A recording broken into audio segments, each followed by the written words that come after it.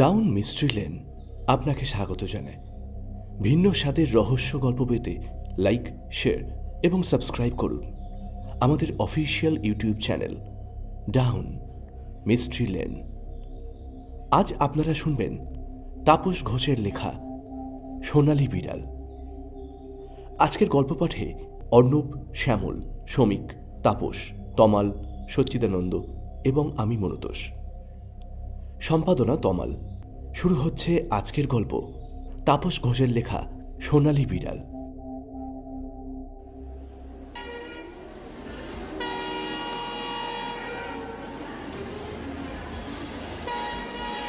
গৌহাটি নেমে আগে স্নান ছাড়লাম। আমি আর রূপেশ যাচ্ছি মেঘালয়ের একটা ছোট্ট জায়গা উমখাবাউতে। ইস্ট খাসি হিলস জেলার এক প্রাকৃতিক সৌন্দর্যে ভরপুর ছোট্ট গ্রাম। মেঘালয়কে প্রাচ্যের স্কটল্যান্ড বলা হয়। সেখানেই আমাদের গন্তব্য। আমাদের প্রিয় প্রফেসর মিস্টার ওয়াই স্কটিশ এক খবর পেয়ে সেখানে গেছেন। আমাদের উপর নির্দেশ ছিল ওনার যাবার ঠিক 3 মাস পর যেন আমরা যাই। আমরা ওনার প্রাক্তন ছাত্র, আর অবশ্যই বর্তমানে তার ল্যাব অ্যাসিস্ট্যান্ট। আমরা প্ল্যাটফর্ম ছেড়ে গৌহাটির জনবহুল রাস্তায় পা রাখলাম। মাঝারি মানের এক রেস্টুরেন্টে উদরপূর্তি করলাম। তারপর গেলাম বাস বা অন্য কোনো যানবাহনের খোঁজে, যাতে করে শিলং যাওয়া যায়। তারপর উমখাবাউতে। শিলং থেকেও 78 কিলোমিটার যেতে হবে। আমরা ট্রেকার জাতীয় একটা গাড়িতে চড়ে বসলাম, দুজন পাশাপাশি বসে। গাড়ি ছেড়েছে অনেক আগে। কিছুক্ষণ পরে রূপেশ আমাকে প্রশ্ন করে, আচ্ছা, তুই কি জানিস যে প্রফেসর কেন ওখানে গেছেন, আর কেনই বা 3 মাস কোনো যোগাযোগ রাখেননি? একটু বলে রাখা ভালো, প্রফেসর আমাকেই সব বলতেন। উনি কি করবেন আর কি করতে চলেছেন। আসলে উনি আমাকে খুবই পছন্দ করেন, কিন্তু এখানে আসার বিষয়ে উনি বিশেষ কিছুই বলেননি। শুধু বলেছিলেন একটা ভ্যাকসিন তৈরি করতে হবে, ব্যাস, আর কিছু নয়। আমি সেই কথাই রূপেশকে বললাম। আমি গাড়ির বাইরের দিকেই চোখ রাখি। গৌহাটি শহর বেশ কিছুক্ষণ ছেড়ে এসেছি। শহরের ঘিঞ্জি ব্যাপারটা এবার পাতলা হতে শুরু করেছে। ঘরবাড়ির সংখ্যাও অনেক কমে গেছে। গাছের আধিক্য বলে দিচ্ছে গ্রামের ধার দিয়ে আমাদের গাড়ি ছুটে চলেছে। রূপেশ ঘুমিয়ে পড়েছে। আমার চোখ রয়েছে পথের দিকে। ঠিক শিলং ঢোকার আগেই একটা লেক আছে। সেই পোলক লেক চলার পথে দেখাই আমার উদ্দেশ্য। মাত্র 2.5-3 ঘন্টার রাস্তা। তারপর আবার কোনো যানবাহনে প্রায় 2.5-3 ঘন্টা চলার পর আসবে উমখাবাউ। রূপেশের ঘুম ভাঙল শিলংয়ে গাড়ি দাঁড়ানোর পর। ঘুম ভাঙার পর রূপেশ বোকার মতন বলল, শিলং এসে গেলাম? এত তাড়াতাড়ি? তাড়াতাড়ি? পাক্কা 2.5 ঘন্টা ঘুমিয়েছিস। এদিকে সারা ট্রেনে কেউ যদি ঘুমিয়ে কাটিয়ে থাকে সেটা হলো তুই, আর এখানেও সেই ঘুম। আচ্ছা, এত ঘুমিয়ে তোর ক্লান্তি আসে না? রূপেশ দুটো হাত 2 দিকে ছড়িয়ে হাই তুলে আড়মোড়া খেয়ে বললে,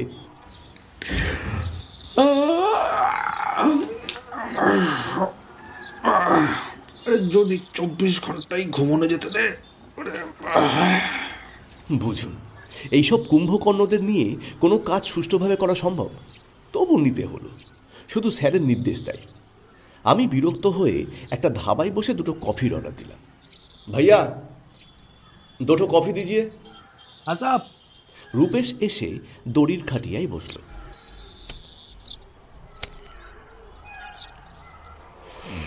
আমি একটা সিগারেট ধরিয়েছি কি ধরাইনি শুনি নাক ডাকার আওয়াজ। মুখ ঘুরিয়ে দেখি রূপেশ আবার ঘুমিয়ে পড়েছে। তখনই আমার মাথায় একটা দুষ্টু বুদ্ধি খেলে গেল। সাহাব, আপকা কফি। 2 কাপ কফি আমাদের সামনে আসতেই আমি রূপেশের ডান হাতের তর্জনীটা সেই ফুটন্ত কফিতে ডুবিয়ে দিলাম। রূপেশ ওরে বাবারে বলে চেঁচিয়ে উঠল, আর আমার দিকে কটমট করে তাকালো।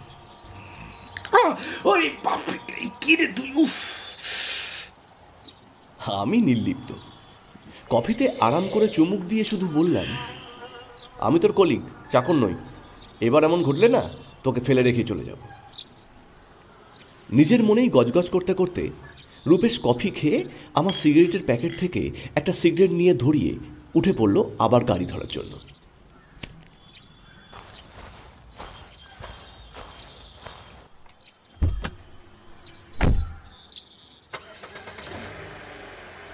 এমন মজার পরে যে ভয়াবহ ঘটনা অপেক্ষা করছে এটা আমরা কোনোভাবেই বুঝতে পারিনি। সকলে বলে সকাল দেখলেই সারাদিন কেমন যাবে বোঝা যায়, কিন্তু সন্ধ্যের পর থেকেই মোটেই কোনো কিছুই আর ভালো যায়নি। যেমন করে কালবৈশাখী হঠাৎই আসে, তেমনি করেই আমাদের শিয়রে হঠাৎ বিপদ এসে পড়ল।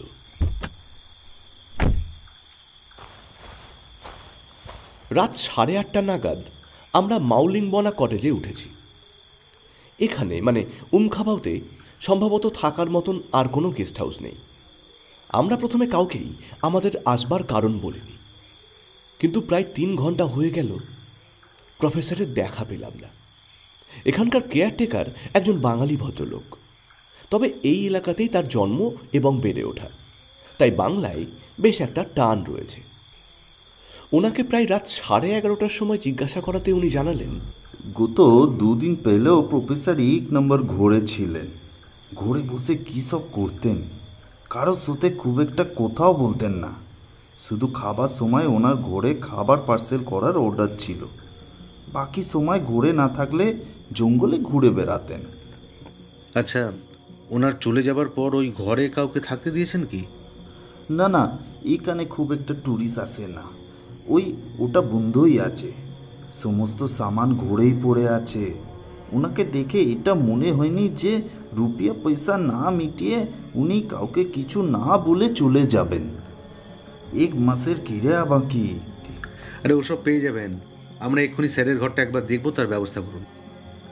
মাফ করবেন সাহাব, আমি আপনাদের ওই ঘোরে যেতে দিতে পারি না।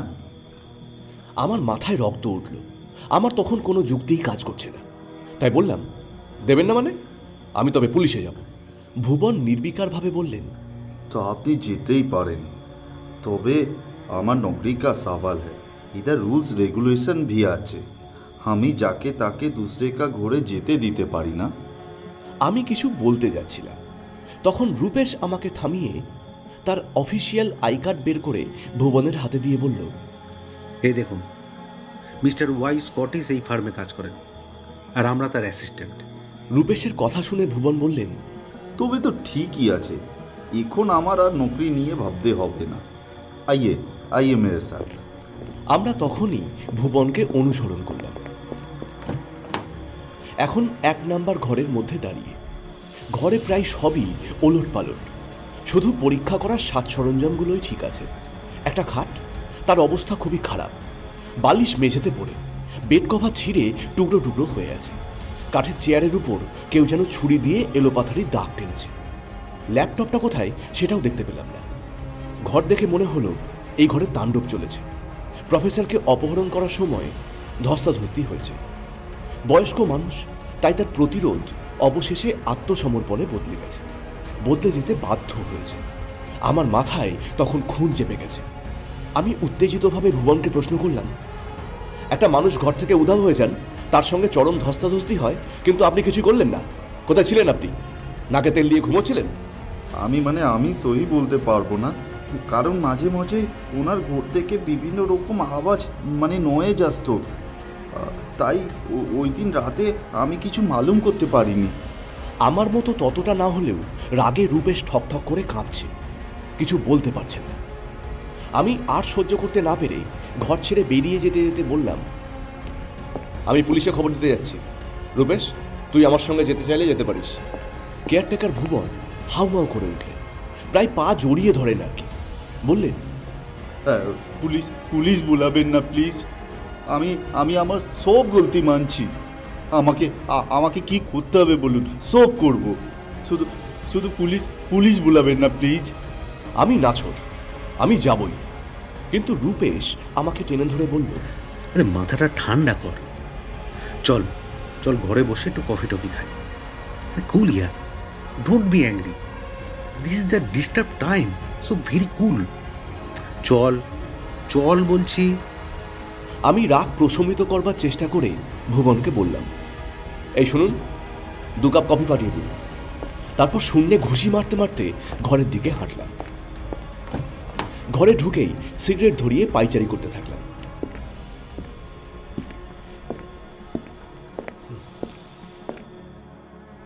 রূপেশ আমার ভাব দেখে চুপচাপ বসে আমাকেই দেখছে। কি হলো স্যার? কিছু বুঝতে পারছি না। কিছুক্ষণ পর কফি এলো। ভুবনই নিজের হাতে করে নিয়ে এসেছেন। ওকে দেখেই রূপেশ বলল, আপনি একটু বসুন তো, কিছু জিজ্ঞাসা আছে। ভুবনবাবু বসে পড়লেন। তার চোখে মুখে আতঙ্ক স্পষ্ট। এবার রূপেশ ঠান্ডা মাথায় জিজ্ঞেস করল, আচ্ছা, শেষ রাতে আপনি কখন স্যারকে খাবার দিয়েছিলেন? ভুবনবাবু কেমন আমতা আমতা করে বললেন, যেমন 9টার সময় খাবার দিতাম সেরকমই ডিনার নিয়ে দরওয়াজা দিয়ে ঘরে ঢুকি।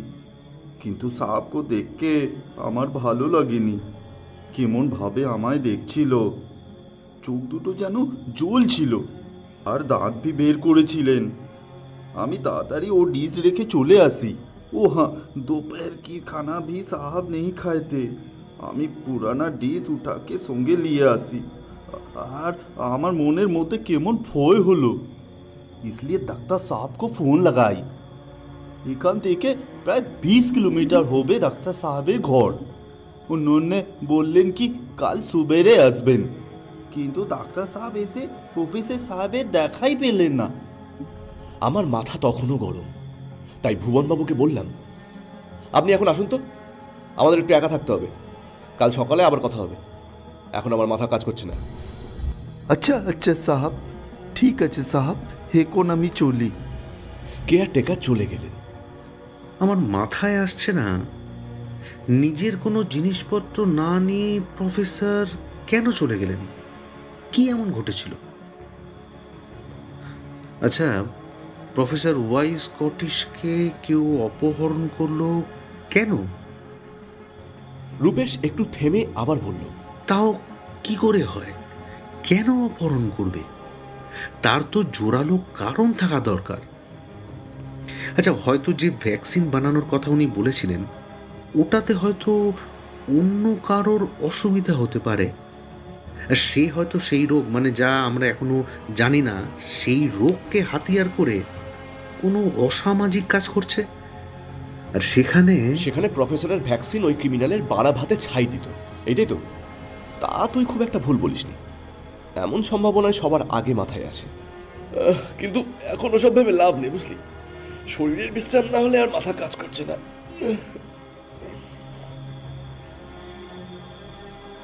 এখন গভীর রাত। আমার চোখে ঘুমের লেশ মাত্র নেই। মাথার ভিতর উত্তর খোঁজার তোড়জোড়ের জন্যই ক্লান্ত শরীরটাও যেন আমার দু চোখের পাতাকে এক করতে দিচ্ছে না। আচ্ছা, প্রফেসর কি নিজেকে অজ্ঞাতবাসে নিয়ে গেছেন? কিন্তু ওনার ঘর এমন লণ্ডভণ্ড কেন? এটা কাউকে ধোঁকা দেওয়ার পথ নয় তো? নিজেকে অজ্ঞাতবাসে রেখে গোপনে কোনো তদন্ত করছেন, যেমন প্রায় 3 বছর আগে একদিন হঠাৎ স্যারকে খুঁজে পাওয়া যাচ্ছিল না। তার বাড়িতেও কেউ জানত না। প্রফেসরের সেলফোনটাও নট রিচেবল। সবার মধ্যে একটা ধন্দ সৃষ্টি হয়েছিল। অন্যরকম আশঙ্কা নিয়েই সবাই 3 দিনের চেষ্টার পরে পুলিশের সাহায্য নেয়, কিন্তু কোনো ফল হয়নি। 7 দিন কেটে গেছিল, কেউ কোনো খবর পাচ্ছে না। একদিন আমি আর রূপেশ সহ কয়েকজন গিয়েছিলাম স্যারের বাড়ি। স্যারের ছেলে আর তার স্ত্রীর মুষড়ে পড়া চেহারা দেখে সবে তাদের সহানুভূতি জানাতে যাব, তখনই প্রফেসর এলেন হাসি মুখে। তাকে জিজ্ঞাসা করাতে উনি কিছুই বলেন না। তার বেশ কিছুদিন পর উনি আমাকে বলেছিলেন উনি ডুয়ার্সের জঙ্গলে গিয়েছিলেন একটা গাছের খোঁজে। তার এই লুকিয়ে থাকার কারণটা কি তা আমার জানা ছিল না, কিন্তু এখন কেন উনি আবার অন্তর্ধানে আছেন, এটার কারণ কি সেটাই আমাদের জানা প্রয়োজন। উনি যদি কোনো বিপদে পড়েন, আর সেই বিপদের খবর যদি আমরা জানতে না পারি, আমার মাথাটা যন্ত্রণা করছে। ওনার এই লুকোচুরি আমাকে পাগল করে দেবে। একটা মাথা যন্ত্রণার ওষুধ খেয়ে বিছানায় গেলাম, দেখি ঘুমানো যায় কিনা।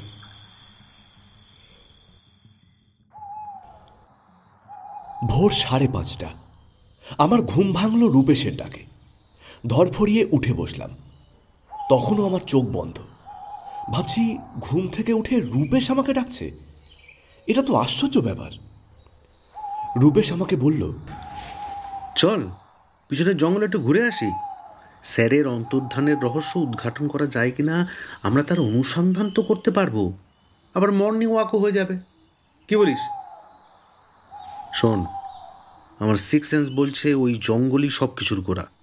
ওর লম্বা ভাষণ শুনে আমার কাঁচা ঘুম পুরোপুরি ভেঙে গিয়েছে। ওর যুক্তি আমাকে কাবু করেছে। হাতে একদম সময় নেই।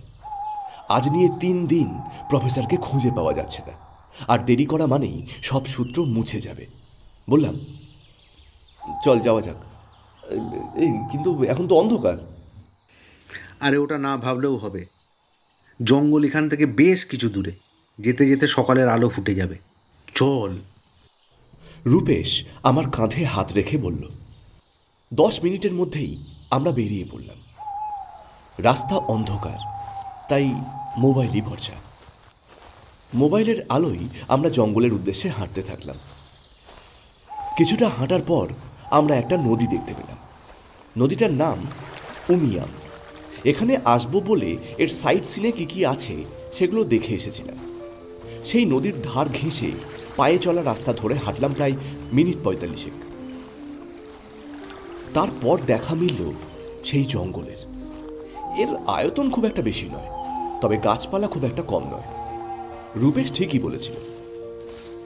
আকাশ পরিষ্কার, তবে এখনো রোদ ওঠেনি। প্রকৃতি যেন অপরূপ সাজে সেজে উঠেছে। মায়াবী আলোয় নদীর ধারের এই জঙ্গল যেন কোনো রূপকথার রাজ্য। এক্ষুনি হয়তো আমরা দেখতে পাবো সেই পক্ষীরাজ, সেই পরিদের। মনে হচ্ছে রাক্ষস খক্ষস দেখে ফেললেও অবাক হবার কিছু নেই। এখন বসন্তকাল। গাছে গাছে নানান রঙের ফুলেরা হেলে দুলে একে অপরের সঙ্গে কথা বলছে। পরিযায়ী পাখিদের রঙের মাঝে তাদের কলকাকলির সমবেত যন্ত্রসঙ্গীত এক মোহময় পরিবেশের সৃষ্টি করেছে। মনটা যখন এক অনাবিল আনন্দে ভরে উঠেছে, ঠিক সেই সময় দেখি একটা সোনালি রঙের ছোটখাটো বাঘ জঙ্গল থেকে বেরিয়ে একটা বড় ছাগলের উপর লাফিয়ে পড়ল, আর নিমেষেই নিজের থেকে বড় প্রাণীটাকে হত্যা করে ফেলল। সাথে সাথেই সেই ছাগলটাকে টেনে জঙ্গলের মধ্যে ঢুকে গেল। আমি আর রূপেশ অবাক। এ আবার কি জন্তু? রূপেশ বলল, দেখলি দেখলি কত বড়? হ্যাঁ, প্রায় 4 ফুট হবে, কিন্তু পাগুলো বেশ খাটো। লেজটাও কিন্তু বেশ লম্বা, দেখেছিস তো? যখন দাঁত বসালো তখন দাঁতগুলো দেখেছিস? রূপেশ বিস্ময় ভরা স্বরে বলল, বাপরে বাপ, দাঁত এত শার্প হয়? সর্বনাশ, ভাবলেই তো বুকের ভিতরটা কেমন করে উঠছে রে। আর দেখেছিস জন্তুটার থাবাও কত বড়? এখনো বুকটা দৌড় করছে। এরপর কি আর জঙ্গলে যাওয়া উচিত বল? না যাবার কি আছে? যে কোনো জন্তু এই দুপেয়ে জন্তুর কাছে চট করে ঘেঁষে দেয়। ওদেরও ভয় আছে। আর যাই হোক, অচেনা শত্রুও তো হতে পারে, তাই প্রফেসরের খোঁজ আমাদের করতেই হবে। এই বলে একটা শক্তপোক্ত গাছের ডাল কুড়িয়ে নিয়ে জঙ্গলের মধ্যে পা রাখলাম। রূপেশ আগেই তার হাতে একটা লাঠি নিয়ে নিয়েছে। আমরা সতর্ক দৃষ্টি রেখে চলেছি। জঙ্গলে হিংস্র জন্তু থাকতেই পারে। বেশ কিছুক্ষণ আমরা খুঁজলাম, দেখি কোনো সূত্র পাওয়া যায় কিনা। কিন্তু আকাশে রোদ ঝলমল করে জানান দিল বেলা অনেক হলো। তাছাড়া পেটেও ছুঁচোই ডন করছে। হাল ছেড়ে দিয়ে যখন ফিরে আসছি, রূপেশের নজরে পড়ল একটা কিপ্যাডওয়ালা সেলফোন। প্রফেসর আধুনিক ফোন ব্যবহার করতেন না। আমরা নিশ্চিত হলাম প্রফেসর অপহৃত হয়েছেন। জঙ্গল থেকে বেরিয়ে রূপেশ দীর্ঘশ্বাস ফেলে বলল, আমার আশঙ্কাই ঠিক হলো, কিন্তু বুঝতে পারছি না কেন স্যার কিডন্যাপ হবেন। ওনার কি কোনো শত্রু ছিল, নাকি আমার পরের ভাবনাটাও ঠিক? তবে কি স্যার ভ্যাকসিন বানিয়ে ফেলেছিলেন? না না, আর দেরি নয়, চল চল গেস্ট হাউসে গিয়ে স্যারের ঘরটা আবার ভালোভাবে সার্চ করতে হবে, চল। আমি কিছু না বলেই জোর পায়ে ফিরতে লাগলাম।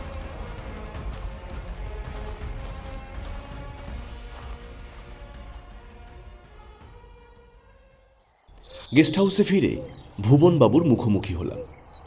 উনি আমাদের দেখে জিজ্ঞাসা করলেন, আপনারা কোথায় গেছিলেন সাহাব? জঙ্গলে গিয়েছিলাম। কাজটা ঠিক করেননি সাহাব, আমায় বুঝতে পারতেন। কেন এমন বলছেন? জঙ্গলে এখন কোনো ইনসান যায় না, কি একটা কারণে সবাই নাকি হাওয়া হয়ে যাচ্ছে। মানে মানে জঙ্গলে গেলে কোনো ইনসান আর ফিরে আসে না। সে আবার কেমন কথা? আচ্ছা, এখনো পর্যন্ত কতজন মানুষ জঙ্গলে গিয়ে আর ফিরে আসেননি? আমার প্রশ্নে ভুবনবাবু একটু চিন্তিত হয়ে পড়লেন। কয়েক মুহূর্ত পরে বললেন, आज तक 5 आदमी हो गए साहब, प्रोफेसर को छोड़ के। লিন, আপনারা খেয়ে নিন, খাবার ঠান্ডা হয়ে যাবে, চলুন। আমরা বারান্দার উপর দিয়ে হেঁটে চললাম। হঠাৎ রূপেশ ভুবনবাবুকে জিজ্ঞাসা করল, আচ্ছা ভুবন, এই এই খাঁচাটা খালি কেন? ভুবনবাবু বিস্ময়ের সঙ্গে বললেন, এটা খালি ছিল না সাহব, গতকাল সকালে উঠে দেখি কাঁচা दरवाजा खुला আছে, और उसमें एक मैना था, वो भी नहीं है, सिर्फ नीचे कुछ पालक गिरा हुआ था। আচ্ছা, এর আগে এমন ঘটেছিল? আমার প্রশ্নে ভুবনবাবু সঙ্গে সঙ্গেই বললেন, कभी नहीं, पहले तो এমন হয়নি। জানেন না, ও ময়না কথা বলতে পারতো।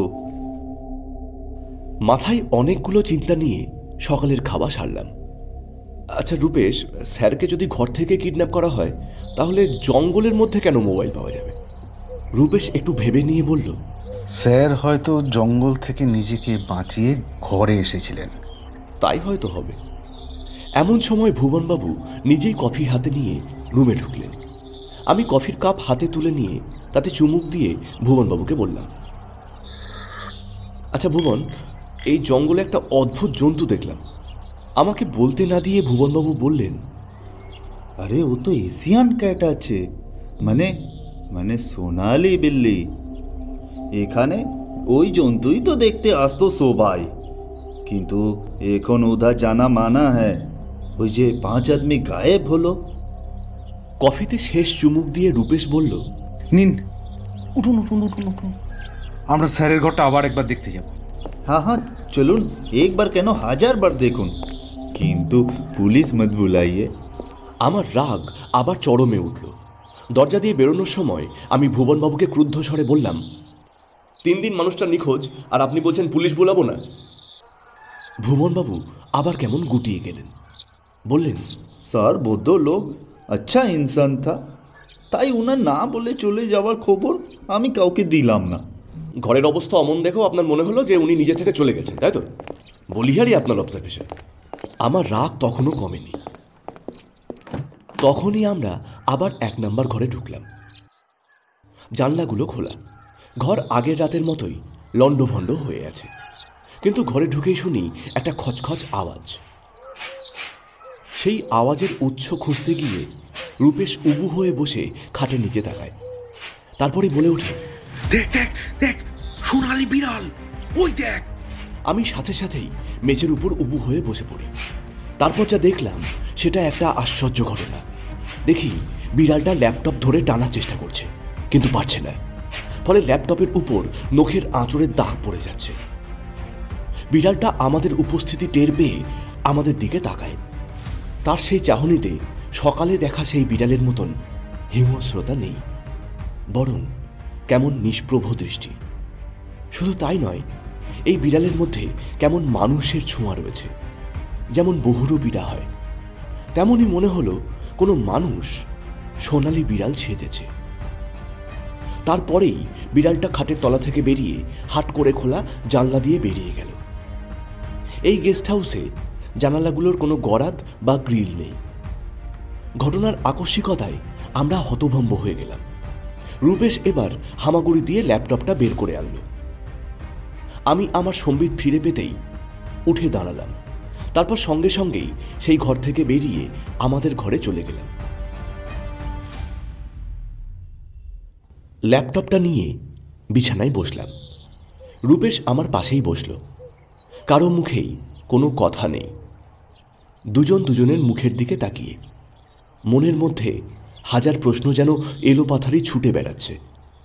রূপেশের মুখেও কেমন অসহায় ভাব, সেও যেন মনের মধ্যে কিছু হাতড়ে বেড়াচ্ছে, কিন্তু থই খুঁজে পাচ্ছে না। কয়েক মিনিট আমরা ওইভাবেই বিছানায় বসে রইলাম। কিছুক্ষণ নীরবতার পর আমি ল্যাপটপটার ডালা খুলছি, এমন সময় রূপেশ বলল, মাথাটা কেমন ভন ভন করছে। সকাল থেকে কি কি হচ্ছে বলতো? এখন দেখছি গোদের উপর বিষ ফোঁড়া এই ভুবন। আমার মনে হয় লোকটা খুবই ধুরন্ধর, আর ওই নাটের গুরু। তাহলে চল পুলিশের কাছে। যাব, তবে বিকেলে। এখন এটাকে খুলে দেখি কোনো ক্লু পাওয়া যায় কিনা। মনে রাখবি, এটা ভারতবর্ষ, তার পুলিশ সব জায়গাতেই সমান। সবাই কাজের বেলায় অষ্টরম্ভা। আমাদের হাতে আর কিছুই নেই এই ল্যাপটপটা ছাড়া, তাই খোল এটাকে। বিড়ালটা দেখলি? সকালে দেখা বিড়ালের মতন নয়। ঠিক বলেছিস, কিন্তু কেসটা কি বলতো? মাথা তো আর কোনো কাজ করছে না রে। রূপেশ কেমন হতাশ হয়ে কথাগুলো বলল। আমারও মাথা কাজ করছে না। এই সমস্যার থেকেও ঢের বেশি সহজ ল্যাবে কাজ করা। তাই রূপেশের কথা মতন ল্যাপটপটা খুললাম। স্যারের ল্যাপটপের পাসওয়ার্ডটা আমার জানা। ল্যাপটপটা ওপেন হতেই ডেস্কটপটা ভালোভাবে দেখলাম। তাতে আমার নামে একটা ওয়ার্ড ফাইল রয়েছে। ওটাকেই প্রথমে খুললাম। চোখের সামনে বেরিয়ে এলো ইংরাজিতে লেখা বেশ কয়েক পাতা। আমি সেটা দেখে রূপেশের দিকে ফিরে তাকালাম। রূপেশ আমাকে ইশারায় তাড়াতাড়ি ওটা পড়তে বলল। আমি আবার লেখাটার দিকে মনোযোগী হলাম। লেখাটার বাংলা করলে দাঁড়ায়, প্রিয় পরাগ ও রূপেশ, আমি জানি তোমরা আমার নির্দেশ মতো বসন্তের সময় এখানে আসবে। বেশি ভনিতা না করে আমি সোজা পয়েন্টে আসি। আমি এখানে এসেছি এক ভ্যাকসিন বানাতে। সেটা কিসের ভ্যাকসিন? তোমরা র্যাবিস বা জলাতঙ্ক ভাইরাসের নামের সাথে পরিচিত। Rabies RNA virus. এটা কুকুর, বিড়াল, শুয়োর, বানর প্রভৃতি জন্তুর কামড়ের ফলে হয়। এমনকি কপাল খারাপ হলে ইঁদুরের কামড়েও র্যাবিস সারা শরীরে ছড়িয়ে পড়তে পারে। কিন্তু এর তো ভ্যাকসিন আছে। তবে কেন এসব বলছি? এবার বলি। এখানে এশিয়ান ক্যাট বা সোনালি বিড়ালের মতো বিরল প্রজাতির প্রাণী আছে। যতদূর আমি হিসেব পেয়েছি 3টে, কিন্তু এর সাথে আরও 5টা বিড়াল যোগ হয়েছে। এতক্ষণে তোমরা নিশ্চয়ই খবর পেয়েছো এখানে মানে উমখাবাউতে 5 জন নিখোঁজ হয়েছে। তারা সবাই এখন সোনালি বিড়াল। আশ্চর্য হচ্ছ তাই তো? হবারই কথা। এখান থেকে ঘুরে যাওয়া এক সাংবাদিক মিস্টার রাজু আগরওয়ালের এক প্রতিবেদন পড়ে আমি এই ব্যাপারটা জানতে পারি। তাই উমখাবাউতে আসলাম। সোনালি বিড়ালের কামড়ে জলাতঙ্ক না হয়ে যেটা হচ্ছে তা হলো মানুষ বিড়াল হয়ে যাচ্ছে, সোনালি বিড়াল। এতটুকু পড়েই আমি বলে ফেললাম, আশ্চর্য। রূপেশ সঙ্গে সঙ্গেই বলল, আশ্চর্য হওয়ার মতোই সংবাদ। নে তারপর পর। আমি আবার পড়তে শুরু করলাম।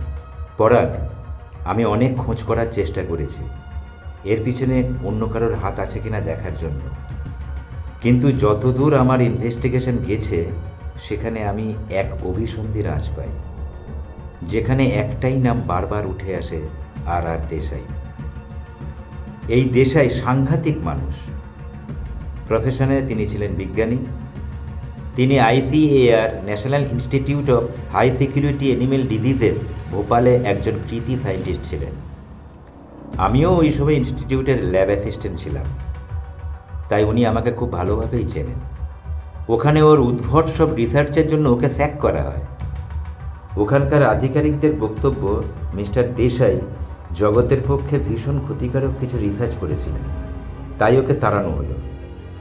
ওর রিসার্চ পেপারও নষ্ট করে দেওয়া হয়েছে। ওকে ওখানে যা দেখেছি, লোকটা পারে না এমন কোনো কাজ নেই। নিজের স্বার্থ চরিতার্থ করার জন্য লোকটা অনেক অনেক নিচে নামতে পারে, তাই ওকে তাড়ানো হলো। ওর রিসার্চ পেপারও নষ্ট করে দেওয়া হয়েছে। আবার আসি আমার অনুসন্ধানের খবরে। সেই দেশাই এখন ভীষণ প্রতিহিংসা পরায়ণ হয়ে আবার রিসার্চ চালান আর এই মারাত্মক ভাইরাস আবিষ্কার করেন।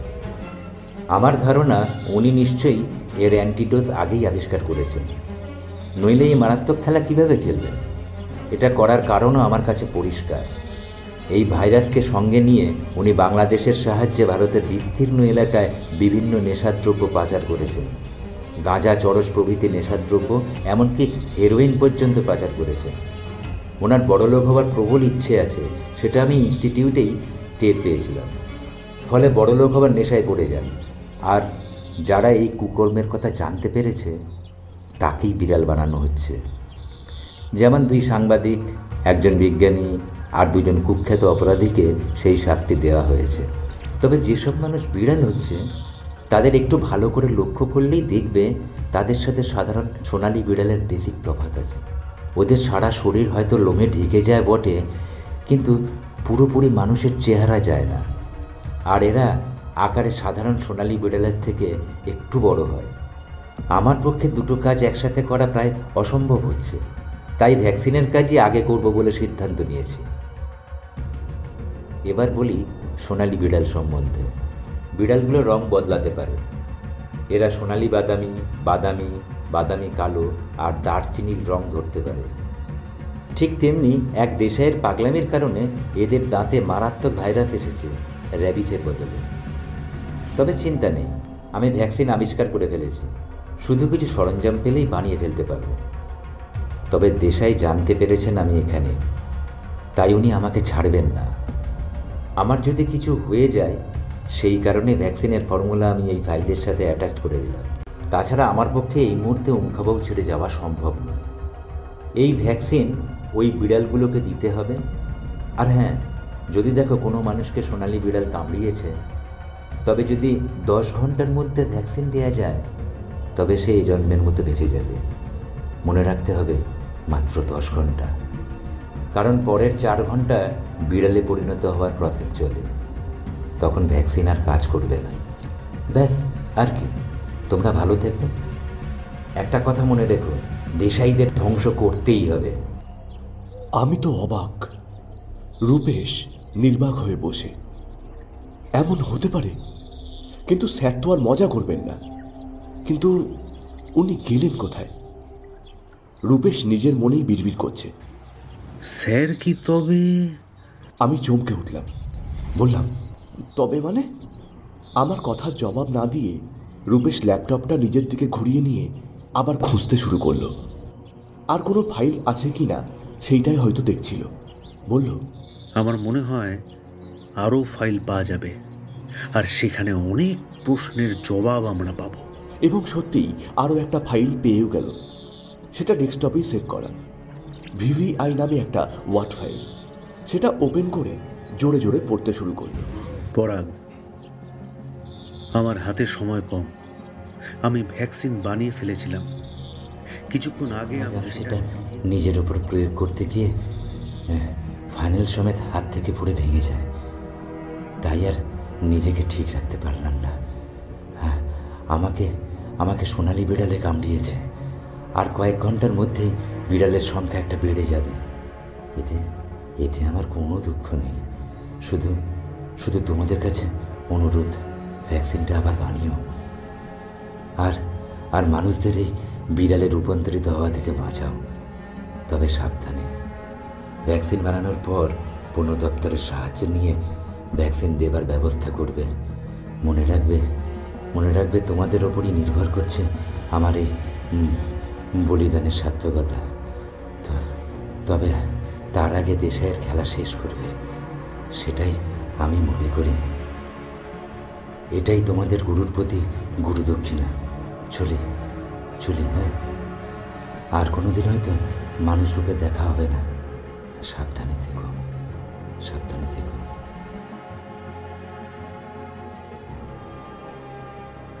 আমি স্থবির হয়ে গেলাম। চোখ ফেটে জল বেরিয়ে আসলো। নিজেকে ঠিক রাখতে পারছি না। মনে হচ্ছিল চিৎকার করে কাঁদি। আমার অবস্থা দেখে রূপেশ আমার পিঠে হাত রেখে বলল, এখন মাথা ঠান্ডা রাখতে হবে। স্যারের কথাগুলো পড়ে এখন বুঝতে পারছি স্যার কেন ভুবনকে অমনভাবে দেখেছিলেন, আর কেনই বা ঘর পুরো লণ্ডভণ্ড ছিল, আর খাঁচার পাখির মৃত্যুও স্যারের কারণে? তাহলে ল্যাপটপটা খুঁজে দিতে স্যারই এসেছিলেন? আমার কিছুই ভালো লাগছে না। রূপেশ আবার বলল, চল চল, স্নানটা সেরে আমরা বেরিয়ে পড়ি ভ্যাকসিনের সরঞ্জাম জোগাড় করতে। আমাদের বানাতেই হবে। চল চল, আর দেরি করিস না। আর যেতে যেতেই দেশাই অ্যান্ড কোম্পানিকে ধরার ছক তৈরি করা যাবে। রূপেশ যখন স্নান করছে তখন আমি ছাদে গিয়েছিলাম। মন ভালো লাগছিল না, তাই পাইচারি করছিলাম। মিনিট 5 পরে আমি নেমে আসি। ঘরে ঢুকেই চমকে উঠলাম। দেখি ভুবনবাবু ঘরের মধ্যে দাঁড়িয়ে। আমাকে দেখে চমকে উঠে উনি বললেন, আপনাদের কিছু লাগবে কিনা সেটা জানতে এসেছিলাম।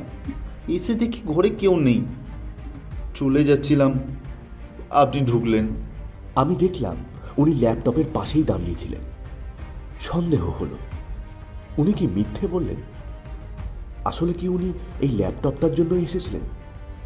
শুধু আমি এসে পড়াতে ওনার অভিসন্ধি ভেস্তে গেল। আমি মনে মনে আঁতকে উঠলাম। তবে এই ভুবন দেশাইয়ের লোক।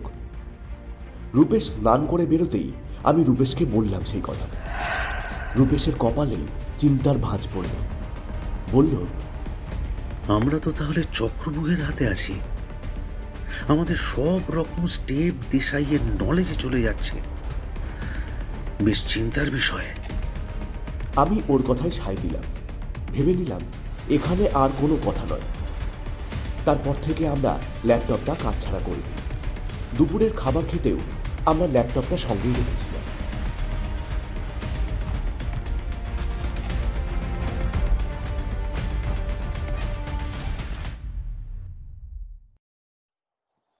আমরা দুপুরের পর বেরিয়ে পড়লাম। রাস্তায় যেতে যেতে রূপেশ বলল, আমরা যদি অন্য কোনো জায়গায় থাকতে পারতাম তবে এই ভুবনের নজরদারির হাত থেকে বাঁচা যেত। রূপেশের সঙ্গে একমত হয়ে আমি বললাম, ঠিক বলেছিস, সাবধানের মান নেই। তাহলে ফেরার পথে আমরা গ্রামটা একটু ঘুরব, যদি গ্রামের কোনো মানুষ আমাদের থাকতে দেয়। কারণ আমাদের কাজ করতে গেলে কাছাকাছি থাকা প্রয়োজন। সন্ধ্যের আগেই আমরা গ্রামে ঢুকলাম। কপাল ভালো থাকায় একটা জায়গা পেয়েও গেলাম। আমরা আশ্রয় পেলাম সতলাম সামাংয়ের বাড়ি। এই কাজটা আমাদের সাপে বর হয়েছিল। আমরা গেস্ট হাউসে ফিরে এসে ভুবনকে বললাম, কাল সকালে আমরা চলে যাচ্ছি। ভুবনবাবু অবাক হয়ে বললেন, চলে যাচ্ছেন মতলব প্রফেসরের পাতা লাগাবেন না? যা অবস্থা দেখছি, প্রফেসর তো সব কিছু ছেড়ে কোথায় গেছেন এটা আমাদের পক্ষে বোঝা খুবই মুশকিলের ব্যাপার হয়ে উঠেছে। আমরা ফিরে গিয়ে কর্তৃপক্ষকে সব বলবো, তারপর ওনারা যা করার তাই করবেন। আমার তো মাথা একদম হ্যাং হয়ে গেছে, কোনো প্রশ্নের উত্তর খুঁজে পাচ্ছি না। তাছাড়া স্যারের কাছে এসেছিলাম স্যারের কাছে সাহায্য করার জন্য, গোয়েন্দাগিরি করার জন্য নয়। মন বলছে স্যার ফিরে আসবেনি। রূপেশের কথার মাঝখানে আমি বললাম, আমরা চলে যাবার পর যদি স্যার ফিরে আসেন তবে ওনাকে বলবেন আমরা এসেছিলাম, আর ওনাকে না পেয়ে চলে গেছি। ভুবনবাবু কিছু বলতে যাচ্ছিলেন, কিন্তু আমি মাঝখান থেকে আবার বললাম, আপনাদের এখানকার নদীটা কি যেন নাম? ও মনে পড়েছে, উমিয়াম। ভারী চমৎকার। আমাদের রাজ্যে প্রায় সব নদী মজে গেছে, কিন্তু এই নদী তো পাহাড়ি। এর স্রোত আমাকে মুগ্ধ করেছে। স্বচ্ছ কাঁচের মতন জল, দেখলে মনে হয় কেউ যেন পাহাড়ের গায়ে তুলি চালিয়ে এক অপরূপ সুন্দর পোর্ট্রেট আমাদেরকে উপহার দিয়েছে। সত্যিই প্রকৃতির কি অমোঘ সৃষ্টি। যদি সম্ভব হয় তবে আবার আসবো। তবে এখন আমাদের যাওয়া খুব প্রয়োজন, নইলে প্রফেসরের রহস্য উদ্ঘাটন কোনোদিনই হবে না। আমাদের গিয়ে ডিটেলে খবরটা জানাতে হবে। তাই আর বেশি দেরি নয়। রূপেশ, চল, গোছগাছ করতে হবে। ও হ্যাঁ, ভালো কথা। রাতে কি খাওয়াচ্ছেন? আমরা একটা বনমোরগ এনেছি, একটা আদিবাসী বাচ্চা ছেলের কাছ থেকে। মাত্র 400-তে পেলাম, তাই নিয়ে এলাম। রূপেশ, কি বলিস? তাহলে ওটাই রান্না হোক? হ্যাঁ হ্যাঁ, তাই হোক। ঘটনার ঘন ঘটায় ভুবন কেমন হতভম্ব হয়ে শুধু মাথা দোলালেন। ও ভালো কথা, স্যারেরটা ধরে পুরো বিলটা আমাদেরকে খাওয়ার সময় দেবেন, আমরাই পুরোটা পে করব। ভুবন আবার হ্যাঁ সূচক মাথা নাড়ালেন। আমরা রুমের দিকে পা বাড়ালাম। সেদিন আর কোনো আলোচনা হলো না।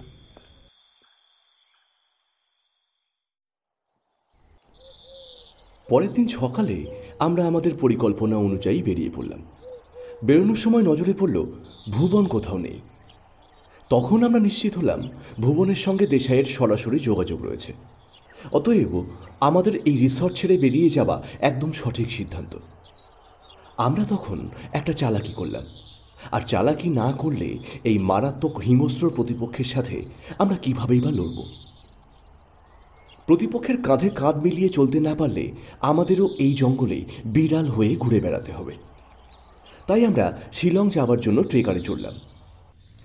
কিন্তু প্রায় 5 কিলোমিটার যাওয়ার পরই আমার নিম্নচাপের লক্ষণ খুব জোরালোভাবেই আসলো। ফলে প্রকৃতির ডাকে সাড়া না দিয়ে উপায় নেই, অগত্যা নামতেই হবে। ড্রাইভারকে আমার করুণ অবস্থা জানাতেই সে সাথে সাথেই গাড়িতে ব্রেক লাগিয়ে গাড়ি থামিয়ে দিল। আমি আর রূপেশ নেমে পড়লাম। নামার সময় ড্রাইভারের কাছে জানতে চাইলাম, আমরা কিভাবে আবার যাব, মানে আর কোনো গাড়ি পাওয়া যাবে কি? ড্রাইভার আমার কথা শুনে বললেন, अगले गाड़ी में आप लोग जा सकते हैं, अगले आधा घंटे के अंदर गाड़ी आ जाएगी। এই বলেই তিনি গাড়ি ছুটিয়ে বেরিয়ে পড়লেন।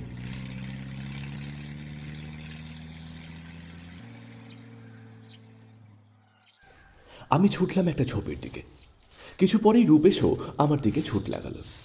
পাশে গিয়ে চারিদিকে একবার সতর্ক দৃষ্টি ঘুরিয়ে বলল, নেরে চল, ঘুর পথে হেঁটে যেতে হবে। আশেপাশে যা দেখলাম কেউ নেই। আমরা ভুবনকে ধোঁকা দিতে সক্ষম হয়েছি। তাই কি? ভুবন হয়তো আগে থেকেই শিলং গিয়ে দাঁড়িয়ে আছে, বা তার কোনো চেলা আমাদের শিলংয়ে পদার্পণ না করার খবর দিয়ে দেবে। তাই সতর্কতা বাঞ্ছনীয়। আচ্ছা রূপেশ, এই সাতলাম সামাংয়ের বাড়ি থেকে কিন্তু একসঙ্গে বেরোনো যাবে না, আর বেরোলে সেটা ছদ্মবেশে, নইলে কিন্তু আমরা কেউই আর মানুষ থাকবো না। তা যা বলেছিস, যারা অসামাজিক কাজ করে পয়সা করতে চায় তারা পারে না এমন কোনো কাজ নেই। আমরা বেচারা সাতলাম সামাংকে খুব বিপদে ফেলেছি, বুঝলি? সেটা ঠিক, কিন্তু ওকে ঘুণাক্ষরেও বুঝতে দিলে হবে না। ওর কাছে অনেক খবর আছে, সেসব খবর ওদের কাছে খুব একটা গুরুত্বপূর্ণ নয়। ওরা শুধু বোঝে বেঁচে থাকার লড়াই। তাই সাবধান।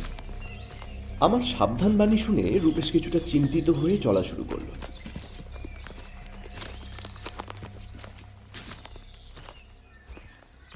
আমরা প্রায় 2 ঘন্টা পর পৌঁছলাম। শুধু সাবধানে হাঁটার জন্যই একটু দেরি হলো। সতলাম সামাং আমাদের দেখে একগাল হেসে হিন্দিতে বলল, आइए आइए साहब, आ गए आप लोग। ওর উৎসাহ দেখে আমার মনের মধ্যে মোচড় দিয়ে উঠল। ওদের ভাবনাই এত আনন্দের কারণ। ওরা কিছুদিন ভালোভাবে খাওয়া দাওয়া করতে পারবে। সত্যি কথা বলতে কি, টাকার কারণেই সতলাম সামাং আমাদের ওখানে থাকাটাকে সমর্থন করেছিল। অভাব মানুষকে আনন্দ দিতে পারে।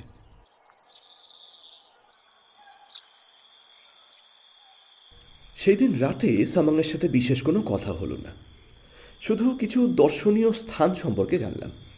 সামাং বেশ আগ্রহ নিয়ে এসব একে একে বলতে লাগলো। দর্শনীয় স্থানের কথা বলতে গিয়ে সোনালী বিড়ালের কথাও সে বলল।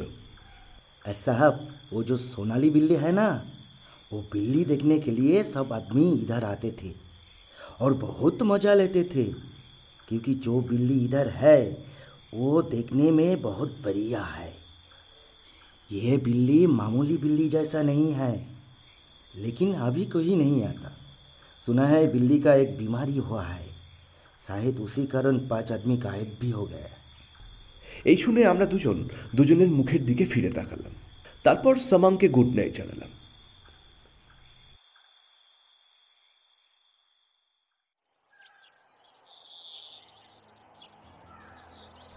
পরের দিন সকাল, অসম্ভব এক সুন্দর দিন বলেই মনে হলো। আকাশ নীল, সেই নীল আকাশে সোনালি সূর্য তার অপরূপ রং ঢালছে প্রকৃতিতে। সামাংয়ের বাড়ির অদূরে যে জঙ্গল, তার সব গাছগুলো যেন নেচে উঠছে বারবার। অপূর্ব সেই আলো। আমার পাশে সামাং দাঁড়িয়ে। সে আমাকে জিজ্ঞেস করলো, साहब, क्या देख रहे हो? তোমাদের এই জায়গা খুব সুন্দর। এই জঙ্গল, নদী আর এই সূর্য যেন এক একটা গয়না, প্রকৃতিকে সাজিয়ে তুলেছে। আচ্ছা সামাং, তোমাদের এখানে কোনো অসুবিধা হয় না? असुविधा मतलब परेशानी? ऐसे कोई दिक्कत नहीं है, लेकिन বলে সতলাম সামাং থেমে গেল। लेकिन কি সতলাম? हमारा इधर सब आदमी लोग नशे में डूब जाता है। पहले ऐसा नहीं थे बाबू। আমি আকাশের দিকে তাকিয়ে বেশি গুরুত্ব না দিয়ে জানতে চাইলাম, আচ্ছা ऐसा क्यों हुआ? আর কোনো কথাই সতলাম সামাং বলল না। তার চোখে আমি ভয় দেখতে পেলাম। কিছু বলতে চাচ্ছিলাম, কিন্তু সতলাম তার ঘরে ঢুকে গেল। আমিও একটু নিরাশ হলাম। তারপর আমরা ভ্যাকসিনের কাজে 2 দিন ডুবে রইলাম। আজকে ওটার কাজ শেষ হবে। আমি যথারীতি সকালে উঠে বাইরে দাঁড়িয়েছি। রূপেশ এখনো ঘুমোচ্ছে। গত 2 দিন আমরা বেরোইনি, কারণ অ্যান্টিডোজটা প্রস্তুত করা প্রয়োজন। বাইরে দাঁড়িয়ে কি করা উচিত এই ভাবছি, তখন পাশে এসে দাঁড়ালো সতলাম সামাং। আমি তাকে গুড মর্নিং বললাম। Good morning Satlam. একটু হাসলো সতলাম, পরে বলল, इधर आप लोगों को बहुत तकलीफ हो रहा है। আমি একটু হেসে বললাম, অসুবিধা আমাদের নয়, তোমাদের হচ্ছে, আমাদের জন্য। ऐसे बोलेंगे तो बहुत शर्म की बात। आप लोग हमारा मेहमान है। हमारे लिए मेहमान तो भगवान का रूप होता है। বলে সামনের দিকে ঝুঁকে সে প্রণাম করে আর জিভ কেটে 2 কানে হাত দেয়। আমি এই সুযোগে বললাম, তোমাদের অসুবিধে কোথায় সেটা বললে না তো? চোখ বড় বড় করে সতলাম সামাং বলল, साहब, ये बात कभी बताना नहीं। वो लोग बहुत खतरनाक है। जो भी उन लोगों के बारे में कुछ बोला वो सब गायब हो गया। কি ভাবছো তুমিও গায়েব হবে? আরে না না, এখানে তো আর কেউ নেই। তাছাড়া তুমি ওদের কি ক্ষতি করেছো? लेकिन साहब, मैं दिल से उन लोगों का सर्वनाश मांगता हूँ। कितना खूबसूरत जिंदगी हमारा, वो लोग एकदम नरक बना दिया। তাহলে আর কি? যদি তুমি ওদের সর্বনাশ চাও তাহলে সবকিছু বলছো না কেন? কে বলতে পারে, যদি তুমি সবকিছু খুলে বলো তোমাদের সুদিন আবার ফিরবে না? সতলাম সামাং ভয় পেল। চারদিকে তাকিয়ে নিয়ে আমাকে ঘরের ভিতরে নিয়ে গেল।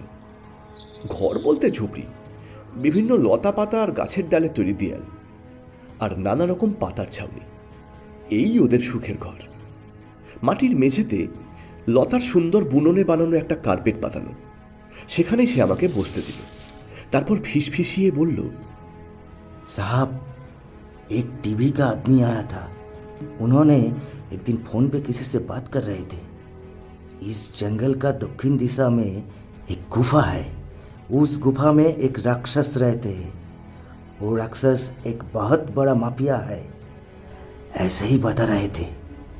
मैंने जंगल से लकड़ी लाने के लिए गया था।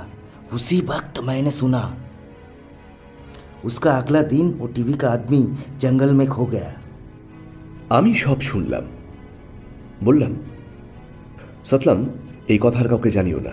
তোমার কোনো ভয় নেই। তোমরা আবার আগের মতন সুদিন ফিরে পাবে। এই বলে আমাদের নির্দিষ্ট ঘরে গিয়ে রূপেশকে ঘুম থেকে টেনে তুললাম।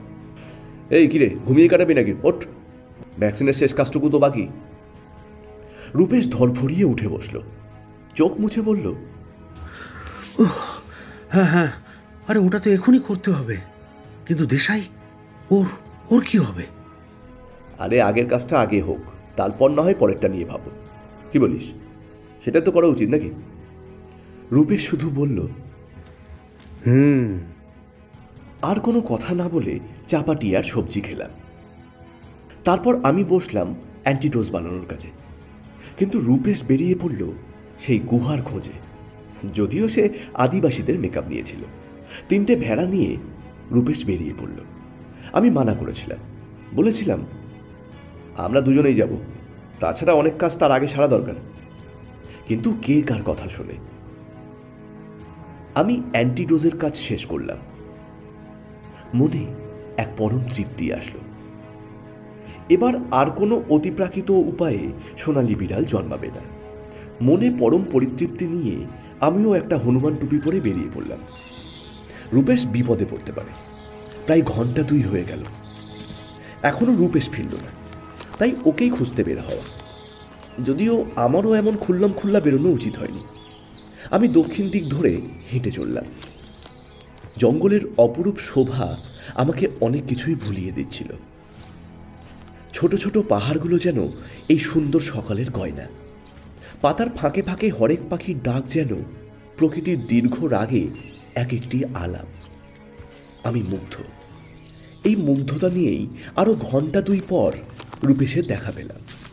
ভেড়া তিনটাকে গাছের সঙ্গে বেঁধে রেখে সে একটা গাছের নিচে বসে রয়েছে। আনবো না, চোখে মুখে বিরক্তির ছাপ। আমি এগিয়ে গেলাম। আমাকে দেখে একটু এদিক ওদিক তাকিয়ে ভালোভাবে দেখে নিয়ে বেজার মুখে বলল, না, পেলাম না, বুঝলি? শুধু যেন ঘুরেই চলেছি, কোথায় কি। আমি ঠোঁটের উপর আঙুল তুলে ওকে ইশারায় বললাম, ফিরে চল, আর কোনো কথা বলিস না। তারপরেই আমরা তাড়াতাড়ি ফিরে এলাম। সতলাং সামাংয়ের ঘরে এসে রূপেশ বলল, আদেও কি কোনো গুহা আছে? আর এই সতলাং সামাং আমাদের মিথ্যে কথা বলছে না তো? আচ্ছা, এও যদি ওই দেশাইয়ের লোক হয়? আমার আমার মন কিন্তু কু গাইছে। অসম্ভব কিছুই না, সবই সম্ভব। এই সতলাং সামাং যদি দেশের লোক হয় তবে আমাদের সতর্ক থাকাটাই প্রধান কাজ। আর সহজেই যদি সব কাজ পেরে যাব তাহলে ওরা এত বড় অপরাধের জাল বিছাতে পারত। ওদের সংগঠন এত ঠুনকো নয়।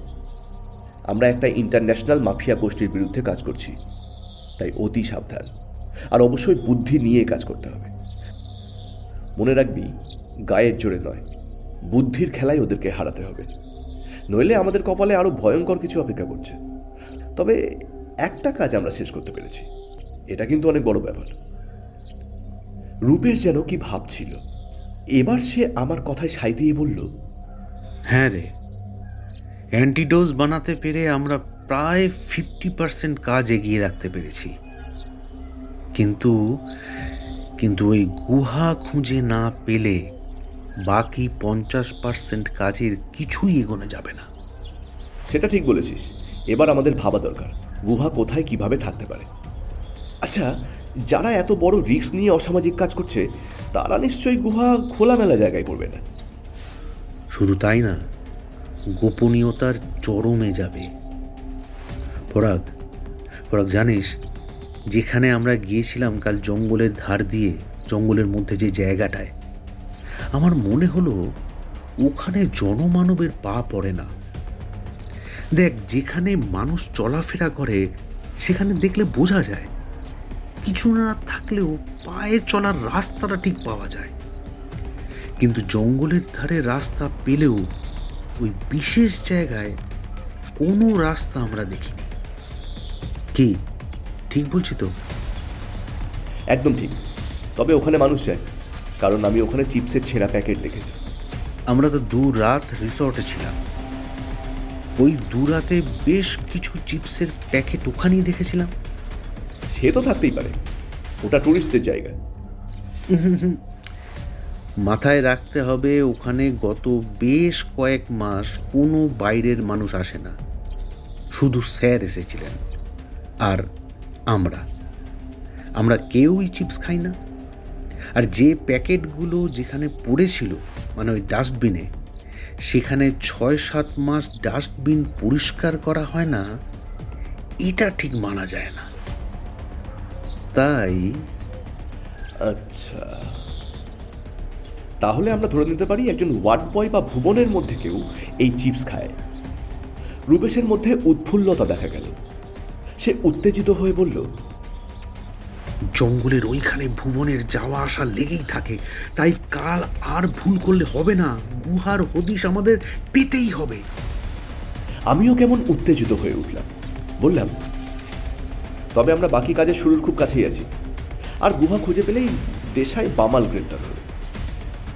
পরক্ষণে নিজেকে সামলে নিয়ে বললাম, আমাদের বিপদ কিন্তু 10 দিকেই ছড়িয়ে রয়েছে, তাই খুব সাবধান।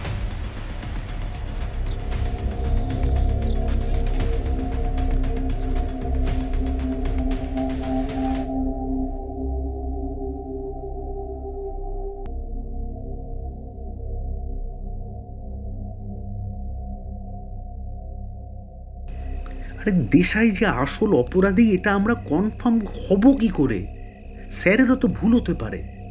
আর দেশাই মানেই যে সেই আর দেশাই, তারও কোনো নিশ্চয়তা আছে কি? মনে রাখতে হবে, দেখ, স্যার একা এসেছিলেন, তার পক্ষে সঠিক খবর নেওয়া খুব একটা সহজ কাজ নয়। রূপেশের কথার মাঝখানে আমি বললাম, কিন্তু স্যার কনফার্ম না হলে এমনি এমনি একজনকে দোষী বলবেন? স্যার কি এমন মানুষ? না না, আমার তা মনে হয় না। এদিক থেকে দেখলে তোর কথার যুক্তি আছে। তাহলে এখন বিচার্য বিষয় হলো দেশাই দেখতে কেমন।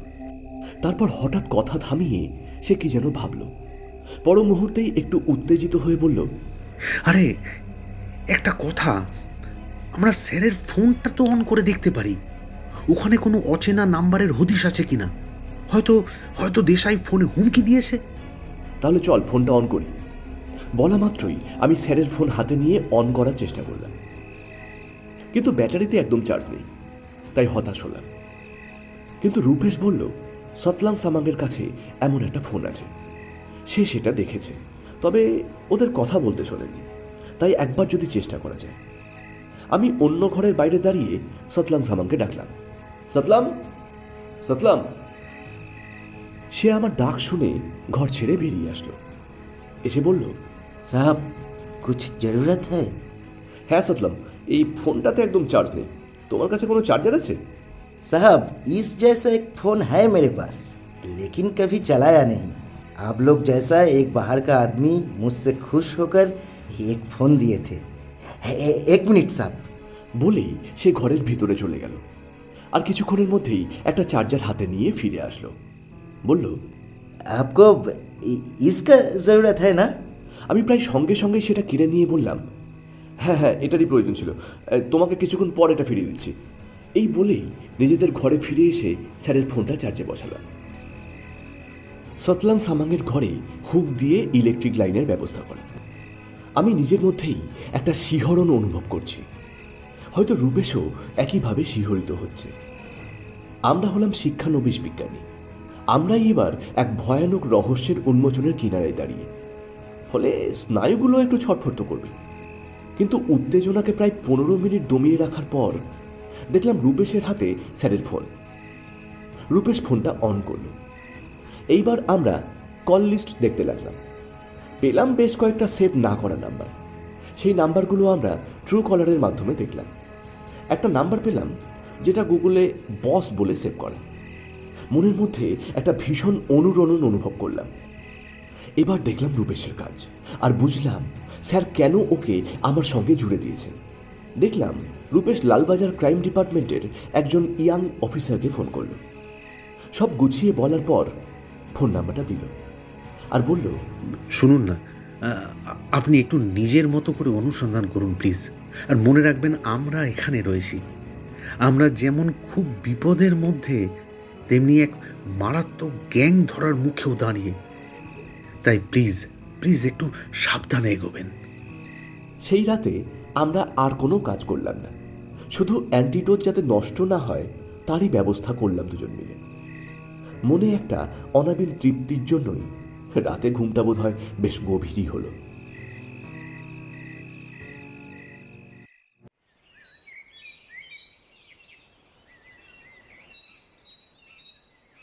সকালে সতলাং সামাংয়ের ডাকে আমাদের ঘুম ভাঙল।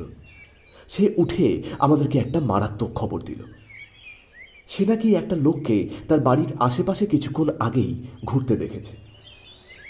আমার মনে যে উৎফুল্ল ভাব ছিল সেটা সামাংয়ের কথা শুনে আতঙ্কে পরিণত হলো। রূপেশের মুখাবয়ব দেখেই মনে হলো ও যেন কোনো হিংস্র জন্তুর সামনে পড়েছে, যে জন্তু ক্ষুধার্ত, আর এখনই রূপেশের দফা রফা করে দেবে। এক ঢোক জল খেয়ে রূপেশ বলল, এবার এবার কি হবে? আমি রূপেশকে সাহস দেবার জন্যই বললাম, কি আবার হবে, আমাদের আরও সাবধান হতে হবে। তবে দিনের বেলায় বেরোলে হবে না, বেরোতে হবে রাতে। এবার রূপেশ যেন একটু নড়ে চড়ে বসল, বলল, রাতে নয়, ভোর রাতে, যখন সবাই ঘুমিয়ে কাদা হয়, ঠিক তখনই আমরা গুহার উদ্দেশ্যে যাব। ভেবে দেখ, আমাদের বিপদ একটু হলেও কম হবে। তাছাড়া লালবাজার খুব তাড়াতাড়ি কাজে নেমে পড়বে, আমাদের ততদিন ঠিকঠাক থাকতেই হবে। তাহলে ভোর 3টে, আমাদের মিশন গুম্পা। রূপেশ আমার কথায় সায় দিল। তারপর আমরা সারাদিন নিজেদের ওই ঘরেই বন্দি রাখলাম।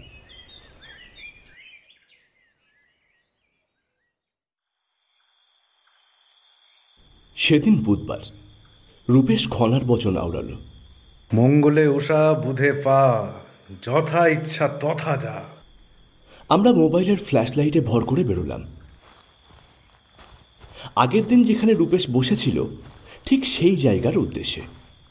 আমাদের হাতে একটা করে গাছের ডাল ছাড়া আর কিছুই নেই, তাই যতটা সাবধান হওয়া যায় হয়তো তার থেকেও বেশি সাবধানতা অবলম্বন করলাম। রাতের অন্ধকার তখন চাদর বিছিয়েছে। পথে পোকামাকড় কিংবা সাপ থাকতে পারে, আবার পথের মাঝে ওত পেতে থাকতে পারে দেশাইয়ের কুখ্যাত বাহিনী, যারা নিমেষে ছিঁড়ে ফেলতে পারে আমাদের টুটি। তাই আমরা কাজ ভাগ করে নিলাম। একজন পথের উপর চোখ রেখে চলেছি, আরেকজন লক্ষ্য রাখলাম চারধারে। কিন্তু জঙ্গলে ঢোকা মাত্রই আমাদের বুকের ভিতর ভয়টা বেশ খানিকটা বেড়ে গেল।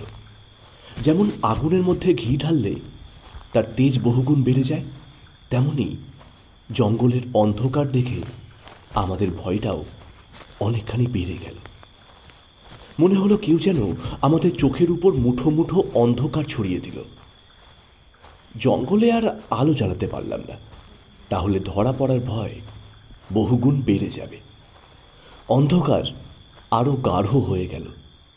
ঠিক তখনই রাতের নিস্তব্ধতা ছিঁড়ে বিশ্রী আওয়াজ করে পেঁচা ডেকে উঠল। আমি চমকে উঠে রূপেশের জামাটা খামচে ধরলাম। রূপেশ ফিসফিস করে বলল, আমারও বুকটা যেন কেমন কেঁপে উঠল রে। কতক্ষণ পর ঠিক বলতে পারবো না, তবে এইভাবে অনেকটা পথ চলে যাওয়ার পর আমাদের মনে হলো আমরা আমাদের ঈপ্সিত জায়গায় পৌঁছে গেছি।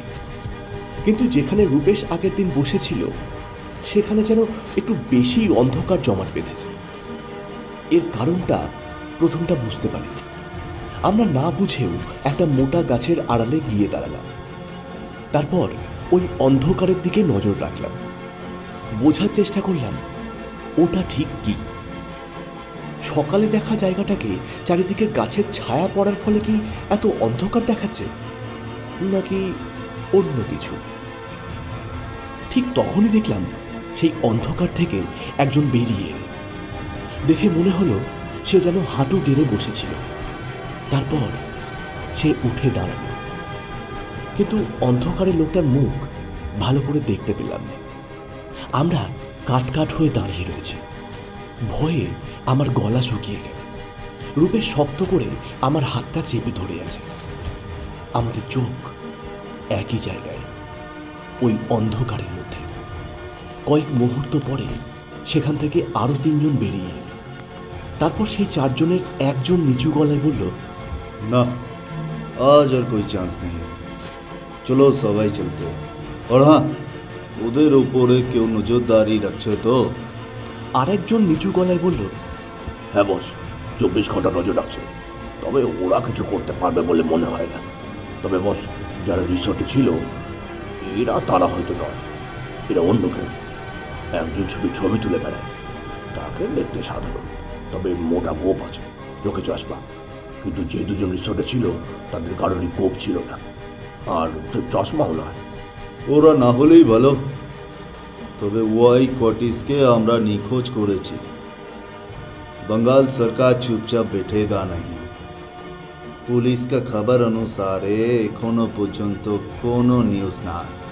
তবে এই ডিলটা কমপ্লিট করার পর কিছুদিন চুপচাপ থাকতে হবে, তাই যত তাড়াতাড়ি সম্ভব এই ডিলটা মিটিয়ে ফেলতে হবে। চলো সব। ওরা সবাই হিন্দিতেই কথা বলছিল। এবার তারা চলে গেল এবং রাতের অন্ধকারে ধীরে ধীরে মিলিয়ে গেল। এরপর প্রায় আরো 10 মিনিট আমরা প্রায় দম বন্ধ করে দাঁড়িয়ে রইলাম। দেখলাম সেই গাছটার কাছে আর কোনো অন্ধকার নেই। অবাক হলাম। রূপেশকে জিজ্ঞাসা করলাম, কেসটা কি বলতো? রূপেশ ফিসফিসিয়ে বলল, সুড়ঙ্গ সুড়ঙ্গ, যা কিনা কোনো কিছুতে ঢাকা আছে, তাই সুড়ঙ্গের ভিতরের অন্ধকার আর বাইরে বেরোতে পারছে না। এবার সাহস করে সেই গাছের দিকে এগিয়ে গেলাম। ঠিক যে জায়গায় অন্ধকার ছিল সেই জায়গাটা ভালোভাবে পর্যবেক্ষণ করলাম। দেখলাম সাধারণ মাটি, তবে বেশ ঝুড়ো। আমি বললাম, রূপেশ, পরশু যেদিন তুই এখানে বসেছিলি, তুই উঠে দাঁড়ানোর পর তোর প্যান্টে কিন্তু বেশ খানিকটা মাটি লেগেছিল। সাধারণ মাটি হলে অতটা লাগতো না। আমি এই কথা বলছি, এদিকে রূপেশ সেই ঝুড়ো মাটি হাত দিয়ে সরাতে শুরু করেছে। কিছুক্ষণের মধ্যেই সে আমাকে টেনে বসিয়ে দিল। তারপর বলল, এই দেখ, এই দেখ, মাটির নিচে লোহার আস্তরণ। মানে গুপ্ত দরজা? তবে নিশ্চয়ই এটা বাইরে থেকে খোলার জন্য ব্যবস্থা আছে, চল খুঁজি। বেশিক্ষণ খুঁজতে হলো না। মোবাইলের আলোতে গাছের গোড়ায় স্পষ্ট দেখলাম একটা বড় পেরেকের মতো উঁচু হয়ে রয়েছে। সেটাতে পা রাখতেই সেই পেরেকটা মাটির ভিতর ঢুকে গেল, আর নিঃশব্দে মাটির উপরে থাকা লোহার প্লেটটা সরে গিয়ে একটা বড় গর্ত দেখা দিল। আমরা হতবাক। আমরা গল্প নভেলে এমন সব অকল্পনীয় ঘটনা পড়েছি। সেখানে এমন এক সুড়ঙ্গের মধ্যে গিয়ে বিপদে পড়ে, আর সেই সাময়িক বিপদ থেকে উদ্ধার পেয়ে অন্যদিকে সুড়ঙ্গ মুখ দিয়ে উপরে উঠে আসে। কিন্তু এখানে আমাদের জন্য কি বিপদ অপেক্ষা করছে? হয়তো এর ভিতরে ঢুকলে আর বেরোনোর কোনো উপায় খুঁজে পেলাম না। তারপর দেশাইয়ের হাতে পড়ে এই জীবনের মতন মানব জীবনের পরিসমাপ্তি ঘটবে। বুকের মধ্যে একদিকে উত্তেজনা আর অন্যদিকে আশঙ্কার হাতুড়ি পড়ছে ক্রমাগত। আমি রূপেশের দিকে তাকালাম। এবার রূপেশের সাহস আমাকে অবাক করল। সে আমাকে ইশারায় নিচে নামতে বলল, আর সাথে সাথেই সে গর্তের মধ্যে নামতে শুরু করল। আমি ওকে ফলো করলাম। দেখলাম সেই গহ্বর দিয়ে ধাপে ধাপে সিঁড়ি নেমে গিয়েছে অন্ধকারের মধ্যে। আমি মোবাইলের ফ্ল্যাশ লাইটে সেই অন্ধকার সরণি বেয়ে নামতে শুরু করলাম। মনের মধ্যে আর একখানা ভাবনা উঁকি দিচ্ছে। আগেকার দিনে 12 ভূঁইয়ারা বড়ই অত্যাচারী ছিলেন। তাদের এমন গুপ্ত সুড়ঙ্গ ছিল।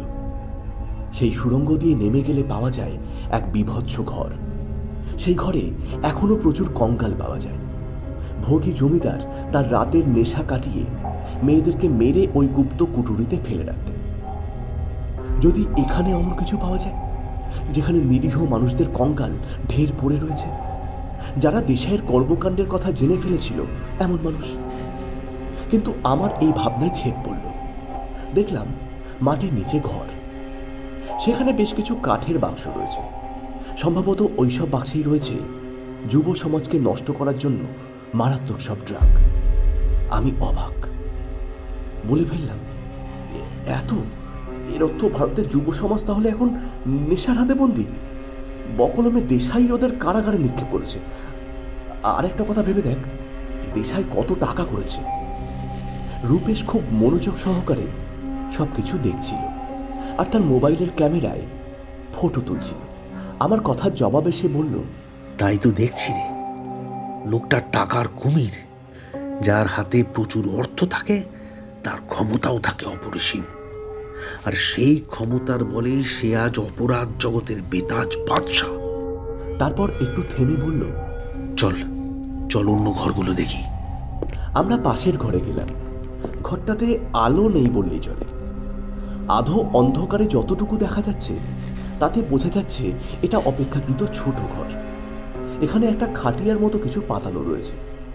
আমি মোবাইলের আলো জ্বালালাম।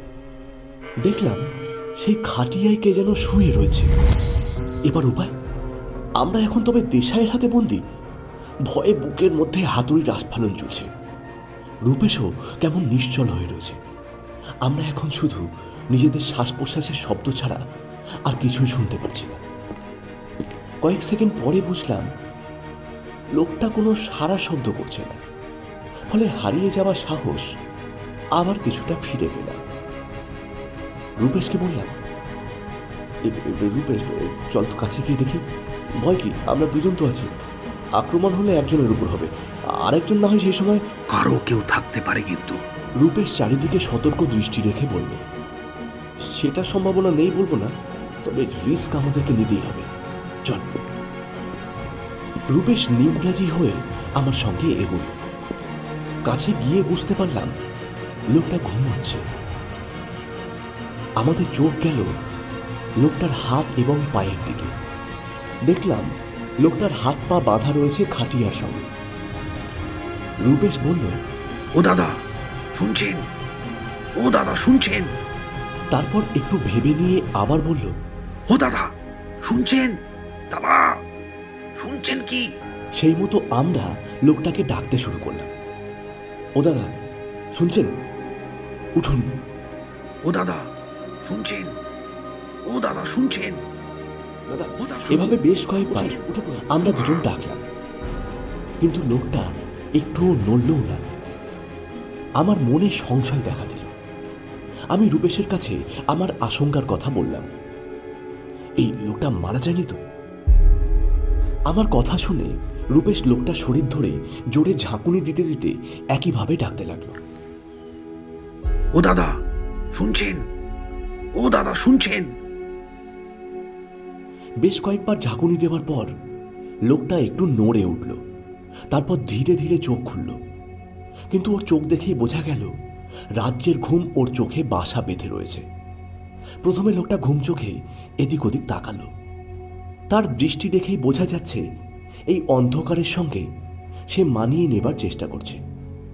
কয়েকবার চারিদিকে চোখ ঘুরিয়ে নিয়ে রূপেশের মুখের উপর তার দৃষ্টি স্থির হল। তারপর আধবোজা চোখে অতি ক্ষীণ কণ্ঠে স্পষ্ট বাংলায় জানতে চাইল, আপনি কে? কি করে আপনি ভেতরে এলেন? রূপেশ বলল, আগে আপনি বলুন তো, আপনি কে, আর কিভাবেই বা আপনি এদের খপ্পরে পড়লেন? লোকটা তার ভারী চোখ মেলল, তারপর কষ্ট করে বলল, আমি ভুবন বারুই। আমি কলকাতার মানুষ। একজন আত্মীয়ের মাধ্যমে মাউলিংবনা পর্যটন স্পট কটেজের কেয়ারটেকারের ভ্যাকান্সির কথা জানতে পারি, আর ওরই সাহায্যে 3 বছর আগে এই চাকরিটা পাই। কয়েক মাস আগে ওয়াই স্কটিশ বলে এক বিজ্ঞানী এখানে আসেন। উনি জঙ্গলে জঙ্গলে বেশি ঘুরে বেড়াতেন, রিসর্টে থাকতেন কম। কয়েকদিন আগে হঠাৎ উনি দৌড়তে দৌড়তে রিসর্টে ফিরে আসেন।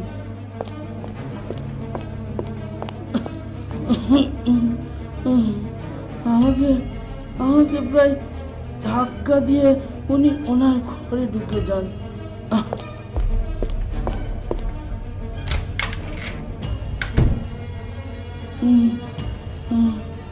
আমি কিছু জিজ্ঞাসা করার সুযোগ পেলাম না।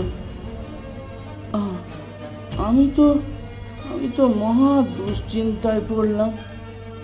আমি দরজায় টোকা দিয়ে ওনাকে কিছু জিজ্ঞাসা করব কি না ভাবছি, কিন্তু ভয়ও পাচ্ছি। যদি উনি কিছু মনে করেন। এমনভাবে প্রায় আধ ঘন্টা কেটে যাওয়ার পরে দরজা খুলল। উনি আমাকে বললেন, বাবু, আমি আর মানুষ থাকতে পারবো না। অন্য 5 জনের সাথে আমিও বিড়াল হয়ে যাব। এই বলে আবার ঘরে ঢুকে দরজা বন্ধ করে দেন। দরজা বন্ধ করতে করতে উনি বারবার দেশাইয়ের নাম নিয়ে বলছিলেন। দেশাই, আমি তোকে ধরতে পারলাম না। আমি তোকে ধরতে পারলাম না। ভুবন থামল। আমরা অবাক হয়ে ওর কথা শুনছিলাম।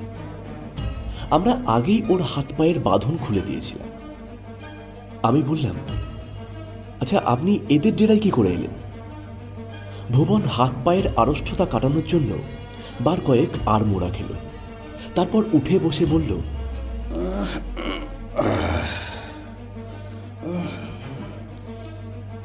আমি ভয় পেয়ে ডাক্তারকে খবর দিই, কিন্তু উনি দূরে থাকার জন্য পরের দিন সকালে এলেন, কিন্তু ওয়াই স্কটিশ তার ঘরে ছিলেন না। ডাক্তার চলে গেলেন। তখন আমি পুলিশকে জানাবো বলে মোবাইল ফোন ডায়াল করছি, তখন কে একজন পেছন থেকে আমার হাত থেকে মোবাইল ছিনিয়ে নেয়। আমি পেছন ঘুরে দেখতেই সেই মানুষটা আমার নাকে একটা রুমাল চেপে ধরে।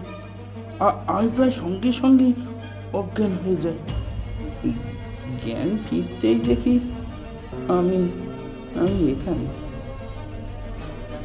সব শুনে রূপেশ বলল, চলুন চলুন আমরা এখান থেকে বেরিয়ে পড়ি, নইলে আপনার বিপদ আরো বেশি তো হবেই, তার সাথে আমরাও হয়তো আর মানুষ থাকতে পারবো না। ভুবন তার ভগ্নপ্রায় শরীরটাকে খাটিয়া থেকে নামিয়ে নিয়ে বলল, হ্যাঁ চলুন এক্ষুনি বেরিয়ে পড়ি। কিছুক্ষণের মধ্যেই আমরা সিঁড়ির কাছে এসে পৌঁছলাম। ঢোকার সময় আমি খেয়াল করেছিলাম লোহার কপাট খোলা সেই বড় পেরেকের মতন সুইচটা, যা আমরা মাটির উপরে দেখেছিলাম, কিন্তু তাতে চাপ দিতে ভয় পাচ্ছিলাম। যদি গুহার মুখ খুলতেই দেখি সেই দেশাইয়ান কোম্পানিকে, আমরা নিরস্ত্র, তখন আমাদের কি হবে? আরে কি হলো রে, চাপ দে। রূপেশের আওয়াজে আমার সম্বিত ফিরল, কিন্তু আমার মুখ দেখে রূপেশ সবই বুঝতে পারল। আমাকে বলল, যদি ওরা বাইরে দাঁড়িয়ে থাকে তবে আমাদের ব্যাড লাক, তা বলে তো আমরা থেমে থাকতে পারি না। আরে দে দে, চাপ দে চাপ দে। তারপরই সুইচে পায়ের চাপ দিতেই নিঃশব্দে দরজাটা খুলে গেল। আমরা একে একে সন্দর্পণে উঠলাম। সবার পরে আমি উঠলাম। না, আমরা ছাড়া ওখানে আর কেউ ছিল না। তারপর ভুবনকে নিয়ে অতি কষ্টে আমরা খুব সাবধানে ফিরলাম।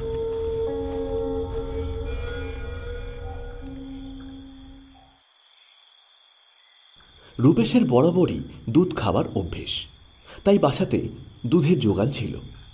সেই দুধের কিছুটা লতা পাতার আগুনে গরম করে ভুবনকে দেওয়া হলো। সেটা খাবার মিনিট 15 পরেই ভুবন একটু সুস্থ বোধ করল।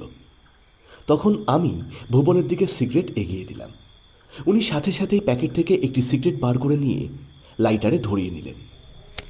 তারপর একটা বড় টান দিয়ে তৃপ্তির আওয়াজ ছাড়লেন। আমরাও একটা করে সিগারেট ধরালাম। রূপেশ ওর কাছে জানতে চাইল, আচ্ছা ভুবন, সুরঙ্গের মধ্যেও আমি চিপসের প্যাকেট পড়ে থাকতে দেখেছি, এবার সুরঙ্গের বাইরে গাছের পাশেও দেখেছি একই চিপসের প্যাকেট। চিপসটা কে খায়? ভুবনের চোখ বড় বড় হয়ে গেল, যেন কোনো আতঙ্ক ওকে চেপে বসেছে। তাই ভয়ার্ত গলায় বলল, সেই ভয়ঙ্কর লোকটা, সেই মানুষরূপী রাক্ষস আর দেশাই। ও, তাই রিসর্টেও সেই চিপসের প্যাকেট দেখেছিলাম। রূপেশ, আমরা ভুবনের ছদ্মবেশে দেশাইয়ের খপ্পরে পড়েছিলাম। লোকটা কতটা ধুরন্ধর, কনফার্ম হতে সেই রিসর্টে গিয়েছিল। স্যারের পরিণতি অন্য সবার মতন হলো কিনা সেটা নিজের চোখে দেখতে গিয়েছিল। আর সন্দেহের বশে ওখানেই ভুবন সেজে থেকেছিল, কারণ দেশাই স্যারকে হারে হারে চেনে। তাই স্যার যে অন্য কোনো ব্যবস্থা করেননি ওর বিরুদ্ধাচরণ করার জন্য, এটা হতে পারে না।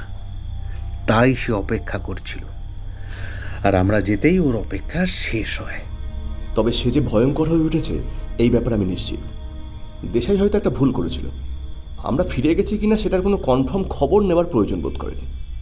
সে ভেবে নিয়েছে আমরা কোনো অ্যাকশন নেওয়ার ফাঁকেই সে এখানে তার সব থেকে বড় ডিলটা কমপ্লিট করে সরে পড়বে। আমার কথা শুনে রূপেশ বলল, তবে এবার সে বুঝতে পারবে আমরা ফিরে যাইনি। তাই সে আমাদের উপর প্রবল আক্রোশে আক্রমণ করে ডিলটা কমপ্লিট না করেই সে কেটে পড়বে মাল সমেত। তাই আমাদের বিপদ থাকা সত্ত্বেও আমরা সেটা হতে দেব না। চল চল, আমরা ওখানে যাবই। এই বলেই উঠে পড়ল। আমি বললাম, ওখানে না গেলেই নয়, মানে গাল বাড়িয়ে চড় খাবার কোনো মানে হয় না কিন্তু। রূপেশ ধমকে উঠল, চুপ কর পরাগ, চুপ কর। আমি যতদূর জানি তুই অতটা স্বার্থপর নোস। প্রয়োজনে স্বার্থ ত্যাগ করা তোর স্বভাব। বহু মানুষ তোর দ্বারা উপকৃত হয়েছে, তবে এখন নয় কেন? এখানে স্বার্থ কোথা থেকে এলো? এবার রূপেশ অনেকটা শান্ত হয়েই বলল, দেখ, আমাদের ওই সর্বনেশে ড্রাগ সব পুড়িয়ে ফেলতে হবে, নইলে আমাদের যুব সমাজ আর কোনোদিন মাথা তুলে দাঁড়াতে পারবে না। আমরা পুলিশের জন্য অপেক্ষা করতে পারি না রে পরাগ। দেশাইয়ের শাস্তি অবশ্যই দরকার, কিন্তু তার থেকে বেশি দরকার নেশাদ্রব্য ধ্বংস করা। মনে হচ্ছিল আমি রূপেশকে একটা প্রণাম করি। ওর বিচার কত মহান, ও কতটা উদার মনস্ক। যদিও জানে আমরা নিজেদের প্রাণ কিংবা এই মানুষ জন্ম হারাতে পারি, তা সত্ত্বেও আমি সতলাম সামাংকে বললাম ভুবনের দিকে নজর রাখতে, আর বললাম, সতলাম, আজই হয়তো সেই রাক্ষসের খেলাটা শেষ হবে। শুনে সতলাম বললে, सच बाबू, वो राक्षस आज ही खत्म होगा? তাই তো আশা করছি। এদিকে রূপেশ একটা ফোন কল ছেড়ে নিল। তারপর একটা ড্রামে সতলামের কাছ থেকে কেরোসিন তেল নিয়ে বলল, চল, ওরা মাল নিয়ে সরে পড়ার আগেই আমরা কাম তামাম করি, চল। আমরা আর কোনো ছদ্মবেশ না ধরেই বেরিয়ে পড়ল। বেরোনোর সময় শুনলাম, দুর্গা দুর্গা। পিছন ফিরে দেখলাম ভুবন দুহাত প্রণামের ভঙ্গিমায় কপালে ঠেকাচ্ছে। এটা দেখে মনের মধ্যে কিছু কালো ভয় যেন আসন ঘিরে বসল। হাত পা যেন শিথিল হয়ে পড়ল। রূপেশের মহৎ মনের খবর পেয়ে যে সাহস সঞ্চয় করে যাত্রা করছিলাম, ভুবনের দুগ্গা দুগ্গা আমায় মনে করিয়ে দিল ভয়াল ভয়ঙ্কর দেশাইয়ের কথা।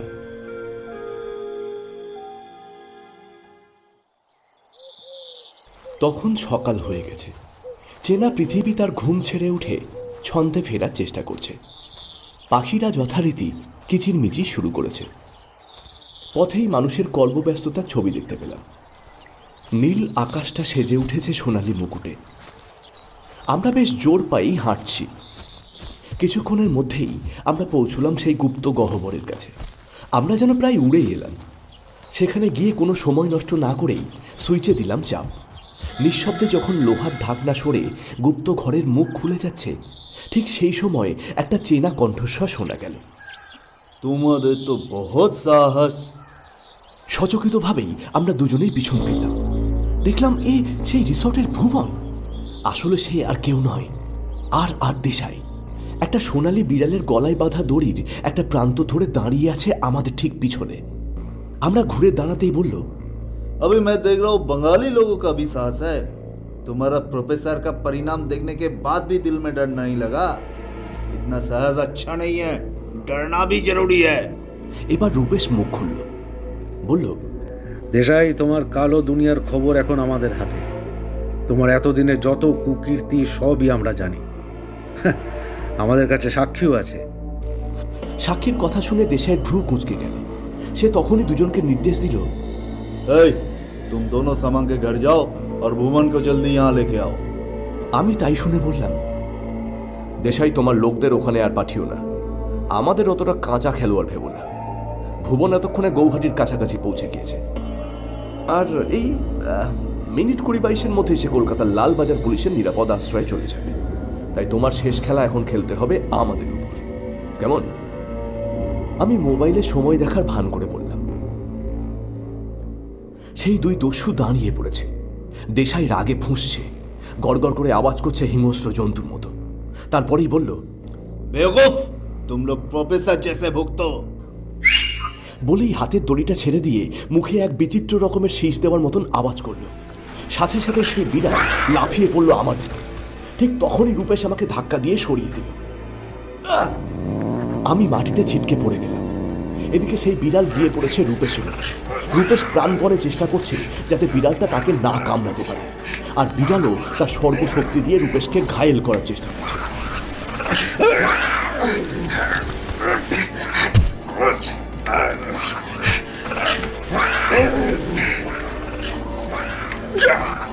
তার নখের আঘাতে রূপেশ ছিন্ন ভিন্ন হচ্ছে।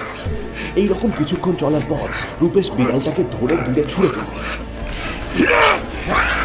কিন্তু বিড়াল জাতদের অদ্ভুত এক কায়দা থাকে, তাদের যেভাবেই ফেলা হোক ওরা মাটিতে পা পেতেই পড়ে। সেইভাবেই বিড়ালটা মাটিতে নখ বসিয়ে দাঁড়িয়ে পড়ল, আর সেই ফাঁকেই রূপেশ হাতে একটা গাছের ডাল তুলে নিয়েছে। রূপেশের জামার বিভিন্ন জায়গায় ছিঁড়ে গিয়েছে, জামাটা ধীরে ধীরে রক্তে ভিজে উঠছে। এদিকে বিড়ালটা আবার রূপেশের উপর ঝাঁপিয়ে পড়তে রূপেশ সজোরে ডালটা চালালো বিড়ালটাকে লক্ষ্য করে, আর তাতে বিড়ালটা আবার মাটিতে ছিটকে পড়ল। কিন্তু রূপেশের হাতের ডাল ভেঙে এক টুকরো হাতেই রয়ে গেছে। কিন্তু রূপেশের সাহস একটুও কমেনি। রূপেশের জামাটা এবার লাল হয়ে উঠেছে, কিন্তু সেদিকে রূপেশের কোনো ভ্রুক্ষেপ নেই। একটা অদম্য ইচ্ছাশক্তি যেন ওর উপর ভর করেছে। সে ওই বিগেত খানেকের লম্বা সুচলো ডালের টুকরোটা নিয়ে ঝাঁপিয়ে পড়ল সেই বিড়ালের উপর। রূপেশ তখন যেন এক অতি মানব। সে ওই ছুচলো ডালটা সর্বশক্তি দিয়ে বিড়ালটার পিঠে বসিয়ে দিল। তখন বিড়ালটা হঠাৎ আঘাতে যন্ত্রণায় কাতর হয়ে নিজেকে দূরে সরিয়ে নিয়ে যায়, আর তারপরেই রূপেশের দিকে ফিরে গড়গড় আওয়াজ করে আবার ঝাঁপানোর জন্য তৈরি হতে লাগে। রূপেশও তৈরি হয়ে রয়েছে বিড়ালটার চোখে চোখ রেখে। সে হাঁপাচ্ছে, তার সারা শরীর রক্তে ভিজে গিয়েছে। এরপরেই বিড়ালটা আবার ঝাঁপিয়ে পড়ে। রূপেশের সঙ্গে আবার বিড়ালটার ধস্তাধস্তি শুরু হলো, কিন্তু এক বন্য হিংস্র প্রাণীর সঙ্গে একটা মানুষ খালি হাতে পারবে কেন? তবু রূপেশ বিড়ালের পিঠে গেঁথে থাকা ডালটাকে একটানে ছাড়িয়ে নিয়ে সেটা তার হাতেই রাখল। কিন্তু যতই রূপেশ ব্যায়াম করে শরীর সুগঠিত করুক, বন্য প্রাণীটার কাছে সে পরাজিতই হল। শেষমেশ বিড়ালটা কামড় বসিয়েই দিল রূপেশের ঠিক বাঁ হাতের কবজির উপরে। সঙ্গে সঙ্গে রূপেশও সেই ছুঁচনো ডালটা লম্বালম্বি বিড়ালের হাঁ মুখে ঢুকিয়ে দিল। ফলে বিড়ালটা আর হাঁ বন্ধ করতে পারল না। তার হাঁ মুখের দুই ধার দিয়ে রক্ত গড়িয়ে পড়তে লাগল। যতই বিড়ালটা ওই টুকরোটার থেকে বাঁচতে চাইল, ততই তার ঘা আরো বেড়ে গিয়ে রক্তপাত হতে লাগলো আরো বেশি। সেই জোড়া ক্ষত নিয়ে বিড়ালটা রণে ভঙ্গ দিল, তারপর একটা বড় লাফ দিয়ে জঙ্গলের ভিতরে অদৃশ্য হল। এদিকে ঘটনার আকস্মিকতায় আমি রূপেশকে বাঁচানোর কথা ভুলে গিয়ে নিশ্চল নিথর হয়ে একই জায়গাতে দাঁড়িয়ে রইলাম। কিন্তু কখন যে বিপদ এসে আমার ঠিক পিছনে ধীর পায়ে দাঁড়িয়েছে তা বুঝে ওঠার আগেই আমার উপর ক্ষুধার্ত বাঘের মতন দেশায় ঝাঁপিয়ে পড়ল। আমি বাস্তবে ফিরতে মুহূর্ত দেরি করলাম, আর তাতেই সে এক অদ্ভুত কৌশলে আমাকে পেঁচিয়ে ধরেছে। আমি ছাড়াবার আপ্রাণ চেষ্টা করতেই শুরু হলো ধস্তাধস্তি।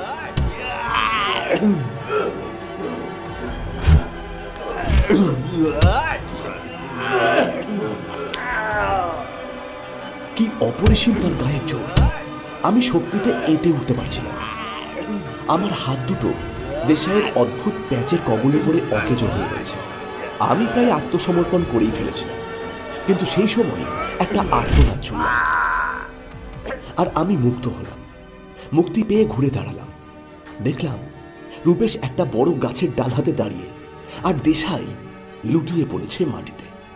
তার মাথায় হাত, হাতের আঙুলের ফাঁক গলে গলগল করে রক্ত বেরোচ্ছে। রূপেশের বাঁ হাতের কবজির উপরের মাংসটা উঠে হাড় পর্যন্ত বেরিয়ে গেছে। তার সারা শরীর রক্তে লাল। সে আর দাঁড়িয়ে থাকতে পারছে না।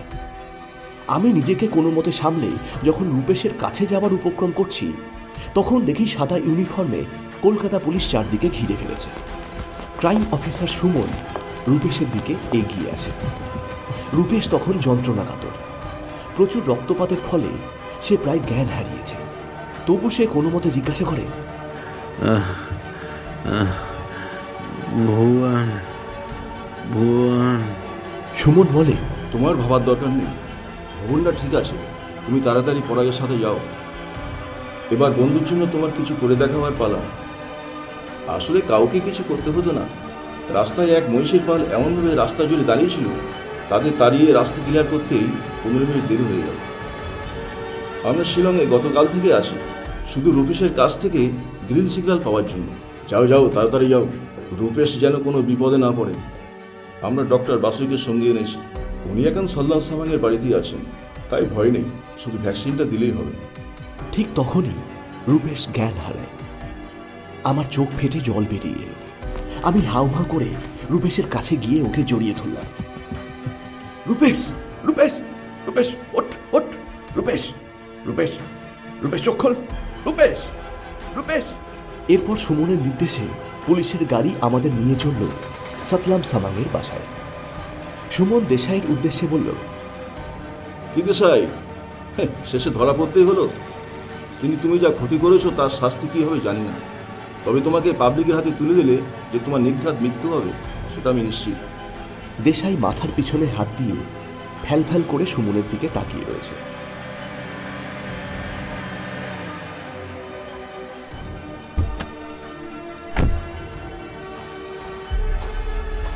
সতলাম সামাংয়ের ঘরে গিয়ে আগেই আমি ডাক্তার বসুর হাতে অ্যান্টিডোজটা তুলে দিলাম। উনি রূপেশকে সঙ্গে সঙ্গেই অ্যান্টিডোজ দিলেন। তারপর রূপেশের ক্ষতস্থানগুলোতে ড্রেসিং করলেন। রূপেশের রক্তের গ্রুপ জেনে নিয়ে উনি একজনকে ফোন করে তখনই 3 বোতল রক্ত আনানোর কথা বললেন। তারপর প্রায় 3 ঘন্টা রূপেশের জ্ঞান ফেরার অপেক্ষা চলল। অজ্ঞান অবস্থাতেই ওকে রক্ত দেওয়া হয়। তারপর ধীরে ধীরে রূপেশ চোখ খুলল। আমার মনের ভিতর যে কি অসম্ভব ঝড় চলছিল তা বলে বোঝানো অসম্ভব। রূপেশকে নিয়ে যে দুশ্চিন্তার পাহাড় গড়ে উঠেছিল আমার মনের মধ্যে, তাতে কিছুটা হলেও স্বস্তির প্রলেপ লাগলো। চোখ খুলে রূপেশ আমাকেই খুঁজছিল। আমি সামনে যেতেই এক মলিন হাসি মেলে ধরল ঠোঁটের কোণে। তারপর ক্ষীণ কণ্ঠে বলল, তুই তুই কাঁদছিস পরাগ? ভেবেছিলি হয়তো আমি আর বাঁচব না, তাই না? আমি সাথে সাথেই ওর মুখ চেপে ধরি। নিজেকে সামলে সাধারণভাবে বলার চেষ্টা করলাম, বই গেছে কাঁদতে, তোর জন্যে আমি কাঁদতে যাব কেন? যে কিনা কুম্ভকর্ণের উত্তরসূরি। কুম্ভকর্ণ কোথাকার। আমার কথা শুনে ও একটু হাসল, আরো কিছু বলতে চাইল, কিন্তু বলল না।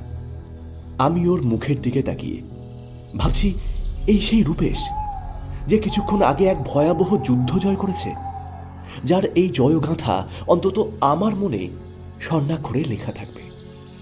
কি অদম্য সাহস ছেলেটার, কি পরিমাণ আত্মত্যাগ তার বন্ধুর জন্য। এইসব ভাবতে ভাবতেই আমার চোখটা আবার ভিজে উঠল। আমার মনের মধ্যে কিন্তু একটা দুশ্চিন্তা থেকেই গেল।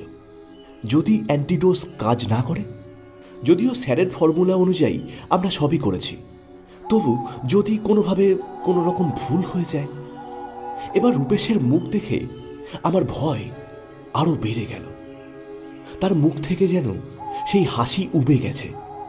এক অজানা আতঙ্ক তার মুখে অন্ধকার নামিয়েছে। সে খুব করুণ দৃষ্টিতে আমার দিকে তাকিয়ে রয়েছে। আমার ভিতরটা পুড়ে যেতে লাগলো। প্রতিটা মুহূর্ত যেন আমাকে বিদ্রুপ করছে। বলছে, আজ যদি রূপেশ হারিয়ে যায় তার জন্য দায়ী তুই হবি।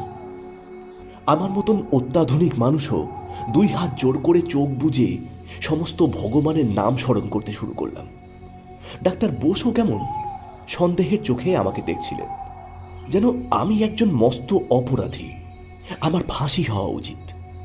ওই 14 ঘন্টার দুর্বিষহ মুহূর্তগুলো আমার বর্ণনার অতীত। আমি ক্রমাগত পাইচারি করেছি এই কয়েক ঘন্টা। বোকার মতন সতলাম সামাংকে প্রশ্ন করেছি, সতলাম, রূপেশের কিছু হবে না তো? বেচারা সতলাম সামাং, ও কিছুই বুঝতে পারছে না। খানিক আমার দিকে ফ্যাল ফ্যাল করে তাকিয়ে কি যেন দেখল, তারপর বলল, नहीं साहब, जिस आदमी का दोस्त इतना अच्छा, उनका कोई क्या करेगा? रूपेश जी ठीक हो जाएंगे। এখন আমি আমার ঘরে। আজও সেই ঘটনাবহুল দিনগুলোর কথা ভাবলে শিউরে উঠি। তবে সবথেকে স্মরণীয় দিন হলো শেষ দিনটা। আমরা বন দপ্তরের হাতে ভ্যাকসিন তুলে দিতেই ওরা সব বিড়ালদের অজ্ঞান করে ওদের ভ্যাকসিনেশন করে। তবে 3টে নয়, 4 বিড়াল ছিল ওই জঙ্গলে। একটা ওই আহত দেশাইয়ের পোষা বিড়াল, তাছাড়া ওই হতভাগ্য মানুষরূপী 6 জন বিড়াল। ওরা বিড়াল হলেও ওরা মানুষ, তাই 6 জন বললাম। আমরা উমখাবাউতে যখন ফেরার জন্য ট্রেকারে চেপে বসেছি, তখন রাত কিছু আগেই তার চোখে তারা মেলেছে। হালকা আলোতে সব দিক যেন এক মায়াময় পরিবেশ সৃষ্টি করেছে। পাখিরা তাদের আওয়াজ করে জানান দিতে চাইছে সকাল হয়েছে, এবার আর দেরি নয়, সবাই ওঠো। দিনের প্রথম ট্রেকার তখন স্টার্ট নিয়ে শব্দ করে ডাকছে। রূপেশ গুম মেরে সিটে বসে রয়েছে। আমি তাকিয়ে রয়েছি বাইরের দিকে। সেই বিভৎস দিনগুলোর কথা ভাবছি আমাদের স্যার অর্থাৎ ওয়াই স্কটিশের কথা, অবলীলায় তার দেশের জন্য এত বড় ত্যাগ স্বীকারের কথা। আমার দুচোখ ভিজে উঠছিল। ঠিক সেই সময় দেখলাম ট্রেকারের পাশে একটা বিড়াল, না ঠিক বিড়াল নয়, ঠিক যেন একটা মানুষ হাঁটু গেড়ে বসে রয়েছে। তার দৃষ্টি আমার দিকে, কেমন ফেলে দৃষ্টি। আমি রূপেশকে আলতো ধাক্কা দিয়ে দেখালাম। তারপর আমিও কেমন আবেগে ভেসে গিয়ে সেই বিড়ালের চাউনির দিকে অপলক তাকিয়ে রইলাম। কোন সময় রূপেশ ট্রেকার থেকে নেমে গিয়েছে আমি বুঝতে পারিনি। তারপর সবাইকে অবাক করে সে সেই সোনালি বিড়ালটাকে পাঁজা কোলা করে গাড়িতে তুলল। বিড়ালটাও কোনো প্রতিবাদ করল না। সারা পথটা সে রূপেশের কোলের মধ্যেই বসে এসেছিল। সে এখন আমাদের হেফাজতে। শুধু একজন নয়, পুরো 6 জন। আমাদের রিসার্চের বিষয় এখন ওই মানুষরূপী বিড়ালগুলোকে আবার তাদের আগের চেহারায় ফিরিয়ে আনা। আর কি, নোটে কাজটি মুড়লো। ও হ্যাঁ, একটা কথা বলতে ভুলেই গিয়েছি, ওই রিসার্চের কাজে এখনো পর্যন্ত আমরা 50% সফল।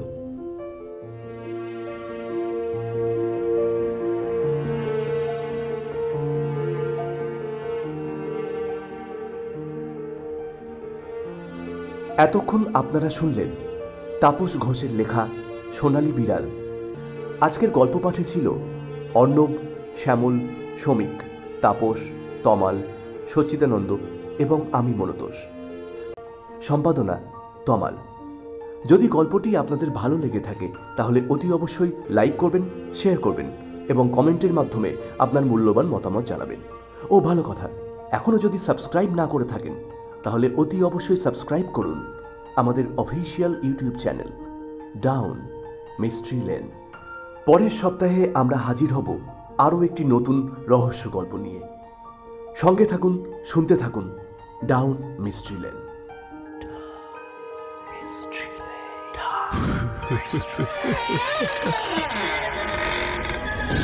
Down Mystery Lane.